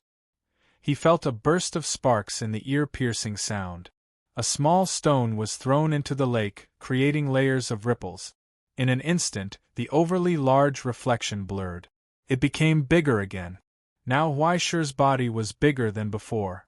If it was still barely comparable to the size of a car, it was now as big as an ambulance. The once elegant hair had disappeared without a trace. Instead, it was replaced by hard scales and carapace with bluish-gray mixed with wisps of bright yellow. Many body tissues had been covered by sharp and hard chitin tissue. Including his foreclaws, even his chin had a sharp angle, like a sharp blade, so sharp that it could stab people to death. There was not a trace of skin on his body that was exposed. When he opened his mouth, 2 rows of hard and sharp teeth were exposed under the sharp carapace.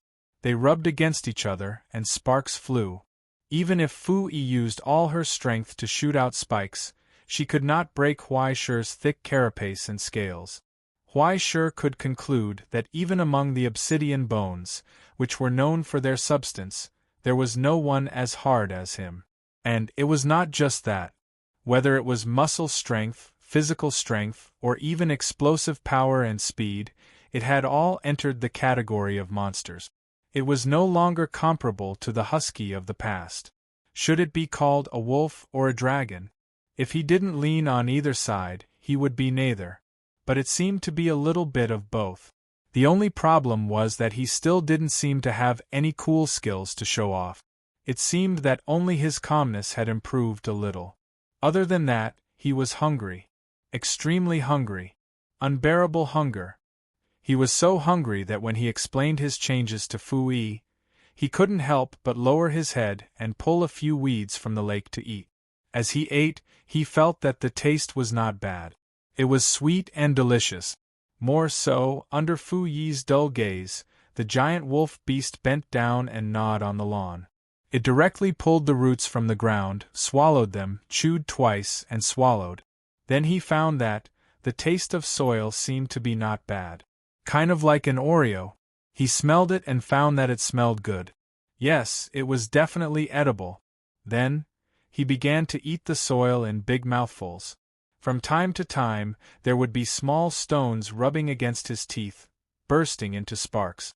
Hey, are you okay? Fu Yi was stunned. Did something happen during the metamorphosis? It's nothing. It's just that nutrition, yes, nutrition, in the pit. Huaisher focused on eating the soil and answered with a huff. In just a few minutes, he had already dug a huge hole in the ground and eaten at least a ton of soil. However, his stomach didn't swell at all. He didn't even fart. Soon, Huaisher, who was still hungry, raised his head from the huge pit that was about to bury him. He looked around and asked, "Is there anything else to eat?" Fu Yi subconsciously flew higher, afraid that her good brother would accidentally add food to her. Then, she raised her claws and pointed at the lake not far away. Huaisher's eyes lit up and he suddenly jumped. Then, he dug too deep and didn't jump up. He jumped and crawled forward, leaving a deep pit in the ground. He pounced straight into the lake and opened his mouth to look for small fish and prawns. He drank some water while he was at it. He was so thirsty. Hiss, it's cool. Huaisher's fangs suddenly pounced down and bit a stupid fish that was as big as a table. He raised his head and looked at the stoat in the air. He asked vaguely, "Do you want to come down? There are so many fish down there." There seems to be. Boom! A huge tentacle suddenly rose from the deepest part of the lake and emerged from the water. It swept across and grabbed one of Huaisher's legs, pulling it fiercely. Plop! The huge wolf beast disappeared from the lake. In midair, Fu Yi was dumbfounded. The three questions in life appeared in her mind. What the hell? What was going on? What should she do? Wait, was there a sea monster hiding in this lake? What should she do if Huaisher was pulled down? She didn't seem to have any water combat ability. She opened the map and carefully chased Huaisher's ID down.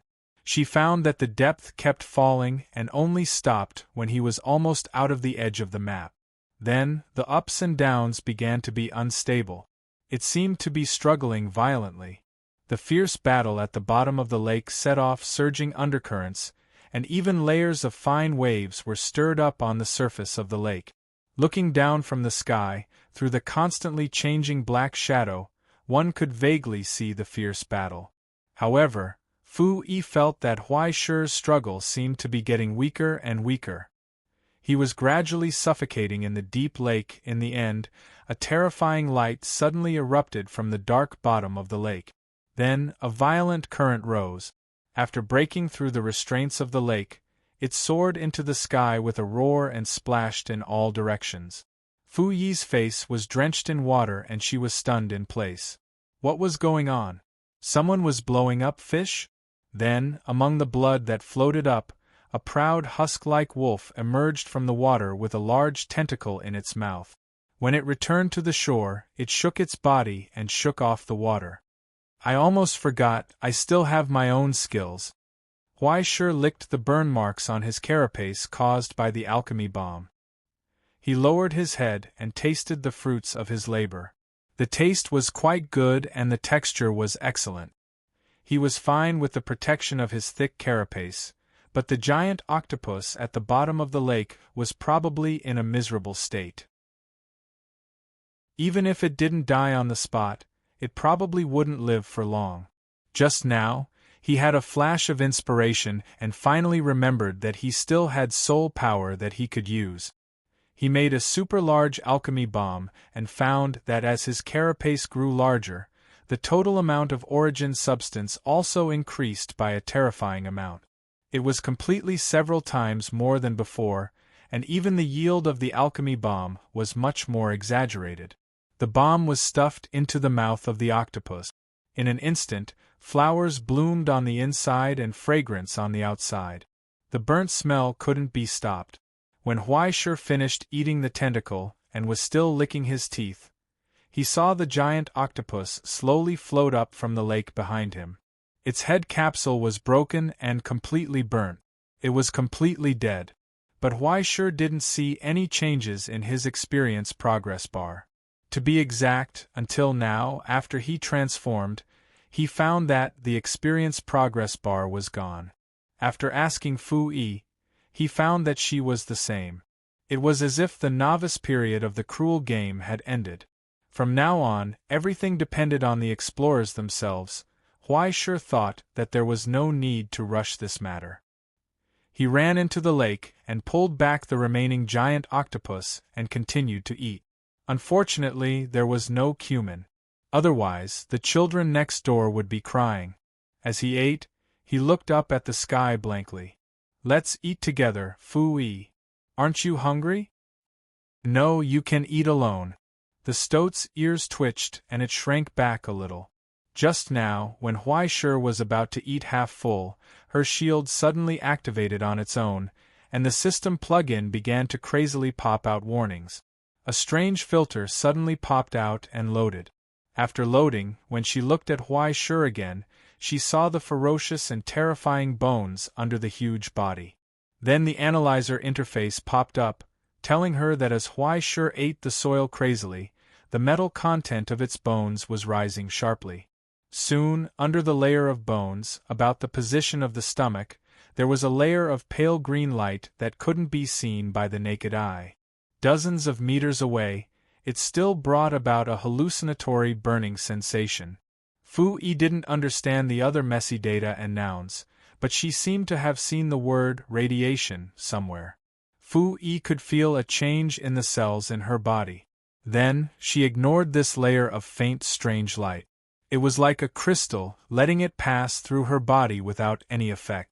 No matter what, she was sure that when Huaishur ate, it was definitely not something good. The taste is pretty good. You don't have the luck to eat it. Huaishur shook his head, sighed twice, and continued to eat. As he ate, he remembered, "Speaking of which, I have a dish of squid that is pretty good. It even won a prize in a professional food competition. How about I cook it for you next time?" "Forget it," Fu Yi angrily refused. Even if she used her tail to think, she felt that Huaishur would not be able to produce anything good. In the end, Huaishur managed to eat all of the giant octopuses that were larger than her in tonnage. It took a full 2 hours, and the hunger since the transformation finally subsided temporarily. He yawned, feeling the itchiness and sleepiness in his bone marrow. He opened his mouth to the sky and was about to say something, but the bloating in his stomach unexpectedly spurted out a mouthful of fire. He was so scared that he quickly shut up. He was sleepy when he was full. After he greeted Fu Yi, he simply lay on the ground, curled up into a ball and fell asleep. When he moved, his scales rubbed against each other, bursting out a dazzling fire. After a long time, when the strange green light on his body dissipated, Fu Yi fell from the sky with lingering fear and habitually returned to her special bed. Before she sat down, she jumped up from the heat. It was as if she was sitting on a stove. Huaishur's head was so hot that it was almost burning red. The skin under the scales was faintly red, like flowing hot lava. In the deep sleep, Huaishur's body at this moment began to grow again. Countless muscles under the scales pulsed irregularly, becoming thicker and stronger, and more growth gathered in the bones. With a sharp sound like steel rubbing against each other, 2 sharp bone objects that were forked like antlers grew out of Huaishur's forehead. The edges and corners were sharp. The moonlight shone on them, and there was a burst of coldness like steel. It wasn't until the second half of the night that the high fever gradually subsided. Fu Yi tilted her head and looked at the 2 sharp horns that occupied her special bed. The more she looked, the angrier she became. She angrily kicked the roots twice. Then she straightened her body and paced around Huaishur's body. After circling a flat position near his neck, she lay down and curled up, falling into a deep sleep. In the long night there was a faint singing sound in the distance. Chapter 329. He seemed to hear someone singing. But the song was not clear, distant and vague, full of sadness and sadness. He could not tell whether it was humming or some kind of ancient language, but it made people feel cold. It evoked the fear hidden in the depths of Huai Shi's blood. Once again, he recalled the terrible scene of the sky falling and the earth cracking, and the terrible scene of all things being buried in thunder and fire. That was a disaster. The end of the disaster. The end of all things was coming, and everything would be destroyed. Just as the Holy Spirit and the prophets said, everything in the world would be turned into ashes in the lava and fire. Destruction was coming, Huai Shi, destruction was coming, following your footsteps, hiding in the shadow behind you, step by step, not relaxing for a moment. When Huai Shi opened his eyes, it was already dawn. Under the tyrannical sunlight, all things dried up, but the coldness in his bone marrow still did not dissipate. If he was a human, he would probably be sweating. Did you hear it too? Fu Yi looked at him calmly. I heard someone screaming for the whole night. He even shouted for me to run away. Huai Shi was silent for a moment and whispered, I heard someone singing, but the meaning should be similar to yours. Then what should we do? Fu Yi was at a loss. What else can we do? Run, Fu Yi. Huai Shi got up from the ground, looked around, and finally noticed a trace of something wrong. Today's sun was too hot, even Huai Shi's body now felt a trace of heat. And Fu Yi had already made a light refracting illusion layer to cover the top of her head. The lake next to them had become smaller, and steam was rising, as if they were in a sauna room. Drink water first. Huai Shi walked to the lake, lowered his head and began a new round of drinking. Drink enough water, and then we'll go. As he swallowed, water vapor rose from under his scales, making his body feel slippery. Fu Yi didn't know if it was sweat or something else, but she was able to analyze a part of the poisonous substance in it. He felt that the direction of this guy's evolution was becoming more and more strange. It could eat anything and digest anything. Moreover, it could expel toxins from the outside of its body just by drinking water. It didn't even need to use a smurf. Wouldn't that save a lot of trouble? Although she really wanted to complain in her heart, Fu Yi still listened to Huai Shi's instructions and drank a lot of water. She also used the shells of many plants and large nuts on the grassland to make water storage tank. She strung them up with a straw rope and hung them on Huai Shi's back as a water source. Although it was not enough for Huai Shi to drink in one gulp, it was enough for her to drink for 2 or 3 days. Do you want to stock up on more meat? Huai Shi asked. Are you going to hang sausages on your back? We don't have hands like that. Fu Yi shook her head. Let's go first, but the question is, where are we going? Just walk in the opposite direction. Huai Shi raised his head and looked at the snow mountain at the end of his sight, as well as the dark thunderclouds hidden behind the snow mountain. There were faint flashes of lightning dancing on the land that had already turned into hell, bringing down cruel whips. Time was limited, and they had to continue moving inward. If Huai Shi guessed correctly, in the end, this piece of land would be reduced to the same extent, right? He took one last look, turned around, and walked toward the world outside the grassland. Behind him, a line of deep footprints was left on the grassland, extending to the end of the unknown land. The difficult trek lasted for at least 5 days. If Fu Yi did not have a plug-in similar to a compass, Huai Shi would have almost lost his way. This grassland was unexpectedly large, so large that Huai Shi could not imagine it. Along the way, Huai Shi found many traces of skeletons. Some of them were simply exposed on the ground for people to pick. There were gold, black iron, and even corals. But Huai Shi did not see any skeletons that were as large as her own skeletons. So he simply ate them all. The texture was crispy, like roasted corn, and there was an intoxicating smell of pepper. Then, visible to the naked eye, his body grew 2 times larger. According to Fu Yi's examination, the metal content of his bones had increased again, and now it had reached 30%. and it seemed to be some kind of alloy that was directly secreted from the bone marrow. It was so unscientific. More importantly, under Huai Shi's endless eating, the organs in his body seemed to be about to usher in a new transformation. In his throat, an organ like a food sac was developing. Perhaps this was the reason why Huai Shi had been spitting sparks more and more frequently in the past 2 days. There was also a layer of dense new structure growing between his skin and scales. The scales at the end of his long tail had all fallen off, and there was a bulge. These 2 days, he often felt a tingling sensation, which made Huai Shi feel unusually uncomfortable. And the weather was getting hotter and hotter. It was so hot that Huai Shi was flustered. Everything was steaming, and many grasslands had dried up, revealing the cracked yellow soil below. And water was so rare that it was as precious as a miracle. If it weren't for the fact that Huai Shi could last for several days after drinking one meal, he would probably have died of thirst. And just yesterday they finally met other explorers who had completed their transformation. Separated by a 2-meter-wide stream, the two sides met unexpectedly. Well, Huai Shi had already known from Fu Yi, but when they found an exaggerated giant beast next to the water source, the group of rats were obviously stunned. That group of rats were all explorers. That's right, all of them, and they were all the same explorer.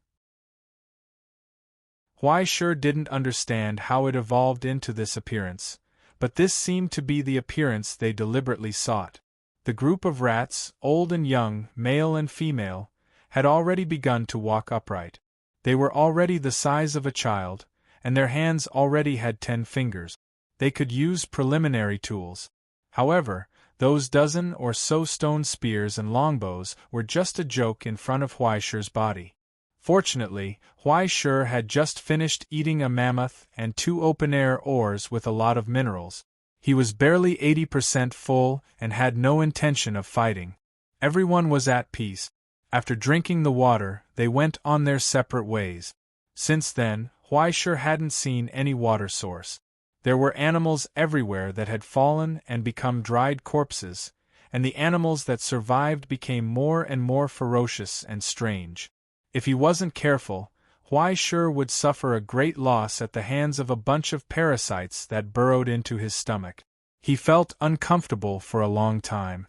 Then the pile of parasites was digested in the radiation stomach acid. The terrifying drought and exposure lasted until the night of the 7th day. Suddenly, the sultry and suffocating hot wind disappeared. Instead, it was unbearable cold. An icy wind blew from the depths of the grassland.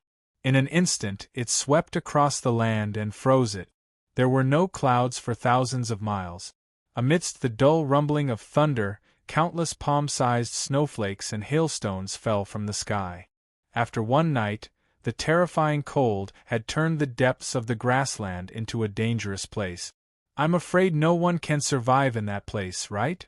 Fu Yi raised her head and looked behind her. She couldn't help but shiver. Even she couldn't withstand the terrifying low temperature.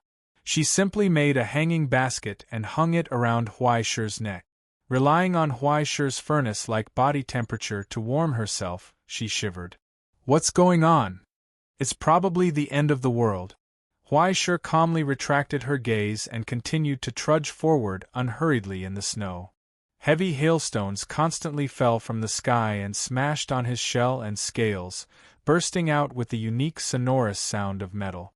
Above the clouds, a huge eagle suddenly broke through the clouds. Accompanied by a high-pitched eagle cry, it descended from the sky. Then, it came to a sudden stop and stopped on a tree branch beside Huai Shi. There are 2? The giant eagle with bright golden feathers looked at the 2 stunned people. Which one of you is a friend from the Astronomy Association? Huai Shi looked down at Fu Yi under his neck.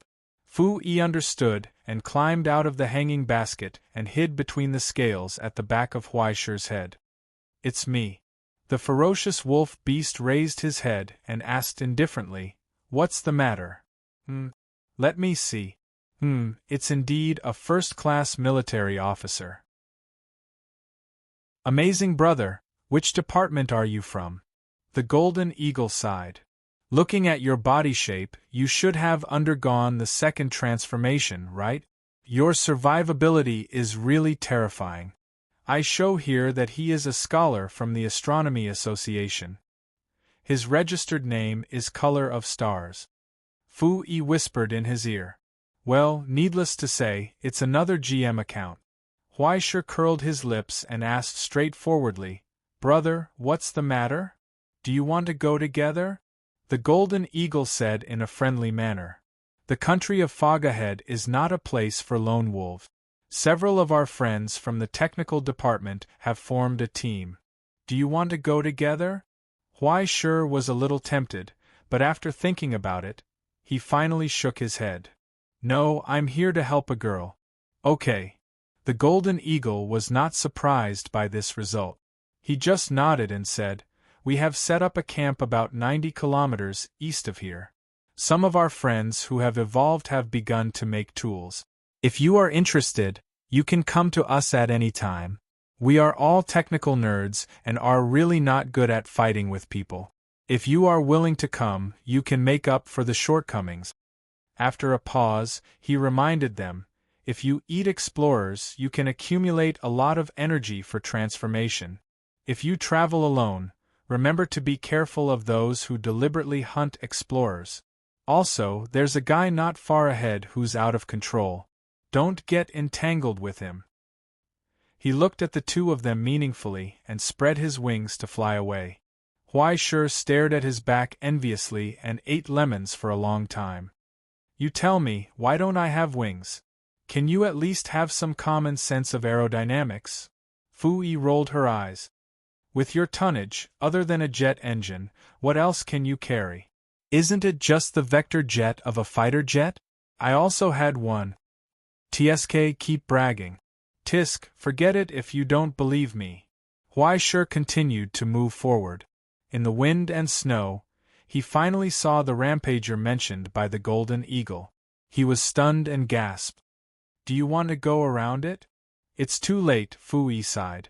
At that moment, a ferocious killing intent emerged and chased after him. Chapter 330. In the white blizzard, a wriggling silhouette suddenly emerged. The huge fan-like wings spread out against the hurricane. The huge butterfly-like wings were full of holes and cracks. Only the two hideous black spots on the wings were still clear. It looked like a woman. However, under the huge wings of a butterfly or a moth, there was actually a giant snake that was almost the size of a light rail. Most of its colorful scales had already fallen off, and its skin that was covered in rotten sores was covered in stinky pus and blood that had already been frozen in the frost. But between the sores, there were more than a dozen lizard-like claws randomly growing. They were scattered on the snake's body without any pattern. One of them even grew out of the corner of its mouth. It was so deformed that it made people's hair stand on end. Why did on the snake's belly, there were several skull-like scars on the snake's belly. Why can't I live? Amidst the wails, whether it was the ghost face on the moth's wings, the sinister snake head, or the human face on the scar, they were all staring at the distant Huaishe from a great distance away. They were hungry and greedy. Being stared at by the big snake that was either a centipede or a moth, even Huaishe, who had now become a giant beast, couldn't help but feel a little cold. Oh my God, this appearance is really creative. Huaishe turned back and asked Fu Yi, is it an explorer? More than that. Fu Yi poked her head out and carefully glanced into the distance. Then she saw the data that appeared on the plugin. It says that it's a biologist who studies reptiles, and it also has the logo of the Astronomy Society. She has a GM account. Be careful. Huaishe took a breath of cold air. Even a GM account was in such a miserable state? How could others live like this? This sister obviously failed to evolve. The characteristics of several animals on her body were like a jigsaw puzzle. It was a miracle that she could still be alive and kicking, but he was afraid that she probably had no sense of reason. No. Fu Yi exclaimed, The information and data displayed here are completely messed up. Even her name can't be shown. It's hard to say whether it's her or not. If it's not her, then what is it? Huaishur was even more annoyed by her words. How would I know? Fu Yi stepped on his head and used her telekinesis to lift herself into the air. She's coming. You can go now, Iron Garuru Beast. Do people still watch such an old anime like Digimon? Before Huaishur could react to what she was saying, the snake's mouth, which was full of fangs, was already biting at his neck. Even if it was dragging a pile of cumbersome wings, the deformed giant snake's speed was as fast as a train. With a terrifying speed and swollen long tail, it instantly hit Huaishur's body. In an instant, a roar erupted, and the force from the collision of the behemoths stirred up the snow in the sky. Huaishur was actually knocked back by this huge force.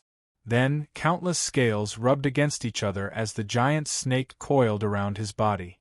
It quickly shrunk, but unfortunately, it was futile in front of Huaishur's shell, which was more than 70% gold. Then, he bit down on Huaishur's neck with his sharp, venomous teeth. Big sister, don't! Huaishur struggled with all his might and raised his two front claws. At the last moment, he managed to hold the snake's closed mouth open. The scales rubbed against each other, and a sharp roar burst out constantly. The giant snake's moth wings suddenly shook, and countless scale powder fell off. The gray scale powder mixed in the flying snow was very inconspicuous, but it suddenly made Huaishur dizzy. Deadly poison! A hissing sound suddenly burst out from beside him, and the snow in the sky suddenly danced. A wolf beast, which was exactly the same as Huaishur, walked out of the wind and snow with a roar, and instantly pounced on the giant snake. The giant snake was instinctively shocked, and suddenly shrank its body and quickly retreated, but then it saw the wolf-shaped behemoth suddenly disappear in the wind and snow. As if it didn't exist. Only countless snowflakes suddenly flew under the stirring of telekinesis, enveloping her and condensing into countless sharp blades, forming an effect like a washing machine, cutting her into pieces. Then, other than causing many small wounds, it was useless. Fu Yi sighed and flew higher again. The damage was still not enough. If the telekinesis didn't hit a vital point, it was completely just a small wound for the giant beast that was getting bigger and bigger. In just a few seconds, Huaishur had recovered from the choking scale powder, and he was so angry that his eyes were green. He almost failed miserably. The angry armored wolf roared at the sky, and its 4 limbs covered in steel carapace dug 4 deep marks in the snow. Its whole body had already broken through the air, and with a terrifying weight that was almost as solid as steel, it crushed forward with a rumble. His chin, which was as sharp as a file, was raised and aimed at the giant snake's dull face. You step. Second acceleration. The giant wolf and the giant snake crossed each other, and then, with a tragic hiss, a tragic crack appeared on the snake's back. Then, a broken moth wing detached from her bloody wound. The giant snake was furious, and countless deformed claws danced wildly. Ignoring the wound, it rushed toward Huaishur while bleeding all the way. Huaishur had already completed his turn. He turned back and used his ultimate skill, charge, again. Boom! With an earth-shattering sound, the air waves whistled and swept in all directions, disturbing countless snowflakes, forming a huge wave that made people dumbfounded. At the center of the collision, Huaishur sneered, and he raised his hind claws and stepped on the middle of the giant snake, trampling her under his feet. Who are you comparing strength with, stinky brother? The giant snake raised its mouth angrily and wanted to bite Huaishur's face, but its mouth was pulled open by Huaishur's front claws. No matter how hard it struggled, it couldn't break free from Huaishur's grip. As the giant snake's neck suddenly bulged, a jet of black smoke came out of her mouth, and it just happened to spray on Huaishur's face. Not good, it's poisonous. Huaishur took a breath and felt a wave of dizziness and nausea. Then, anger rose in his heart. How can you do such an immoral thing like vomiting everywhere? Do you think you're the only one who knows how to vomit? He took a deep breath of the fierce poison, and suddenly opened the giant snake's closed mouth again. Then, he aimed his head at its throat, opened his mouth, and spat out the lingering discomfort in his lungs along with the itch and nausea in his throat. Pooey! Following Huai Shi's movements, a scarlet light emerged from his mouth, and the thick magma-like liquid iron phlegm was spat into the giant snake's throat. Poison? You're not joking when you say poison to my lungs that are above 800 degrees Celsius. A mouthful of thick phlegm, the effect was outstanding. The giant snake struggled miserably and hissed, but it was useless.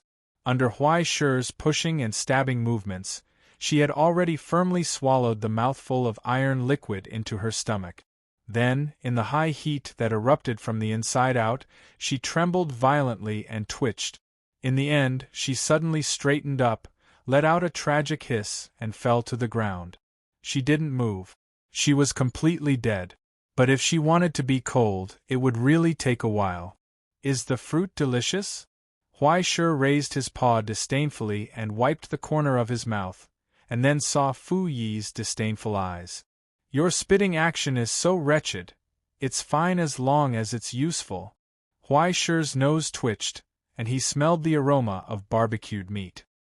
His eyes involuntarily glanced down, and then quickly retracted. His nose couldn't help twitching again. He was hungry. Are you going to eat back what you spat out? The corner of Fu Yi's eyes twitched. The stoat felt that his worldview was about to explode. Actually, there's nothing wrong with it. I don't mind being dirty. Huai Shi looked away guiltily. Fu Yi rolled her eyes and flew into the air. She didn't want to look at it at all. Then, after Huai Shi looked around and saw that there was no one around, he ate to his heart's content. An hour later, Huai Shi and Fu Yi, who were full, went on the road again. But in the hanging basket, Fu Yi couldn't help but look back at the thing that Huai Shi hooked with his tail and pulled behind him all the way. It was a section of the spine of a big snake that looked like a huge piece of wood. There were a total of 9 sections. It should be the hardest part of the big snake's body. After being covered by Huai Shi's cooled metal saliva, it became a bumpy iron pillar with sharp thorns. Why are you bringing it with you? It's quite a good material. It's a pity to throw it away. Huai Shi thought for a moment and said, When I rest tonight, I'll think of a way to make use of it. Fu Yi glanced at him, feeling that this guy was going to do something again. Forget it, let him be. Fu Yi suddenly felt a wave of exhaustion. Oh, Mary was killed. Above the sky not far away, the golden eagle broke through the clouds and landed in the camp. More than a dozen rat men were building a temporary camp in full swing, and several giant beasts were lowering their heads to add fire to the bonfire. Hearing him say this, the red fox sitting in the middle of the camp just nodded indifferently. After the hybrid fusion failed, it's a good thing that someone gave her a release. It seems that the difficulty of cross-species evolution is much greater than we thought. It's not something that can be solved with 2 relic transformations. The huge fox thought for a moment, looked up and said to the golden eagle, Remember to send a message to the other experimental groups and let them pay attention to the failed transformations in time. If they are parasitized by the things that were bred in the night of the witch, I'm afraid they will become something terrible. The golden eagle nodded and said yes. The edge of the fog country is already so dangerous. Do we have to go deeper? The snow leopard, who looked like it was carved out of crystal, asked, I feel that the illusion forest is too dangerous. Why don't we go underground? I heard that the ecology there is different from ours. Maybe there will be some new discoveries. The fox suggested. That's fine. Several beasts nodded. The progress of everyone's project has been paused for so long. It's time to leave. Then, before we leave, let's finish the previous evolutionary conjecture project. Whose turn is it this time? I'll do it myself. The fox sighed. It's a pity that I couldn't get the young man named Huai Shi to come over. He has quite a lot of potential. Hey, tricking people to be test subjects is very disgraceful. A rat man looked up and said, "He's a military officer. When he comes back to London to beat you up, no one will help you." "Forget it." The fox shivered and shook its head quickly. "But why didn't Dr. Plum say hello to me?" The golden eagle raised its claws and scratched its chin. "Did I offend her?" The snow leopard suddenly said, "By the way, isn't she going to marry Cartel recently? Why is she with a young military officer?" Several giant beasts looked at each other, and then the atmosphere fell into a strange silence. Everyone's eyes suddenly became filled with pity. It was as if they saw the green light lingering above their colleagues' heads. "This is probably love." The passing rat man shook his head and sighed with the vicissitudes of the past. You're tuning in to the Phoenix Nights YouTube channel. Don't forget to subscribe and join us on this journey to catch the most captivating stories.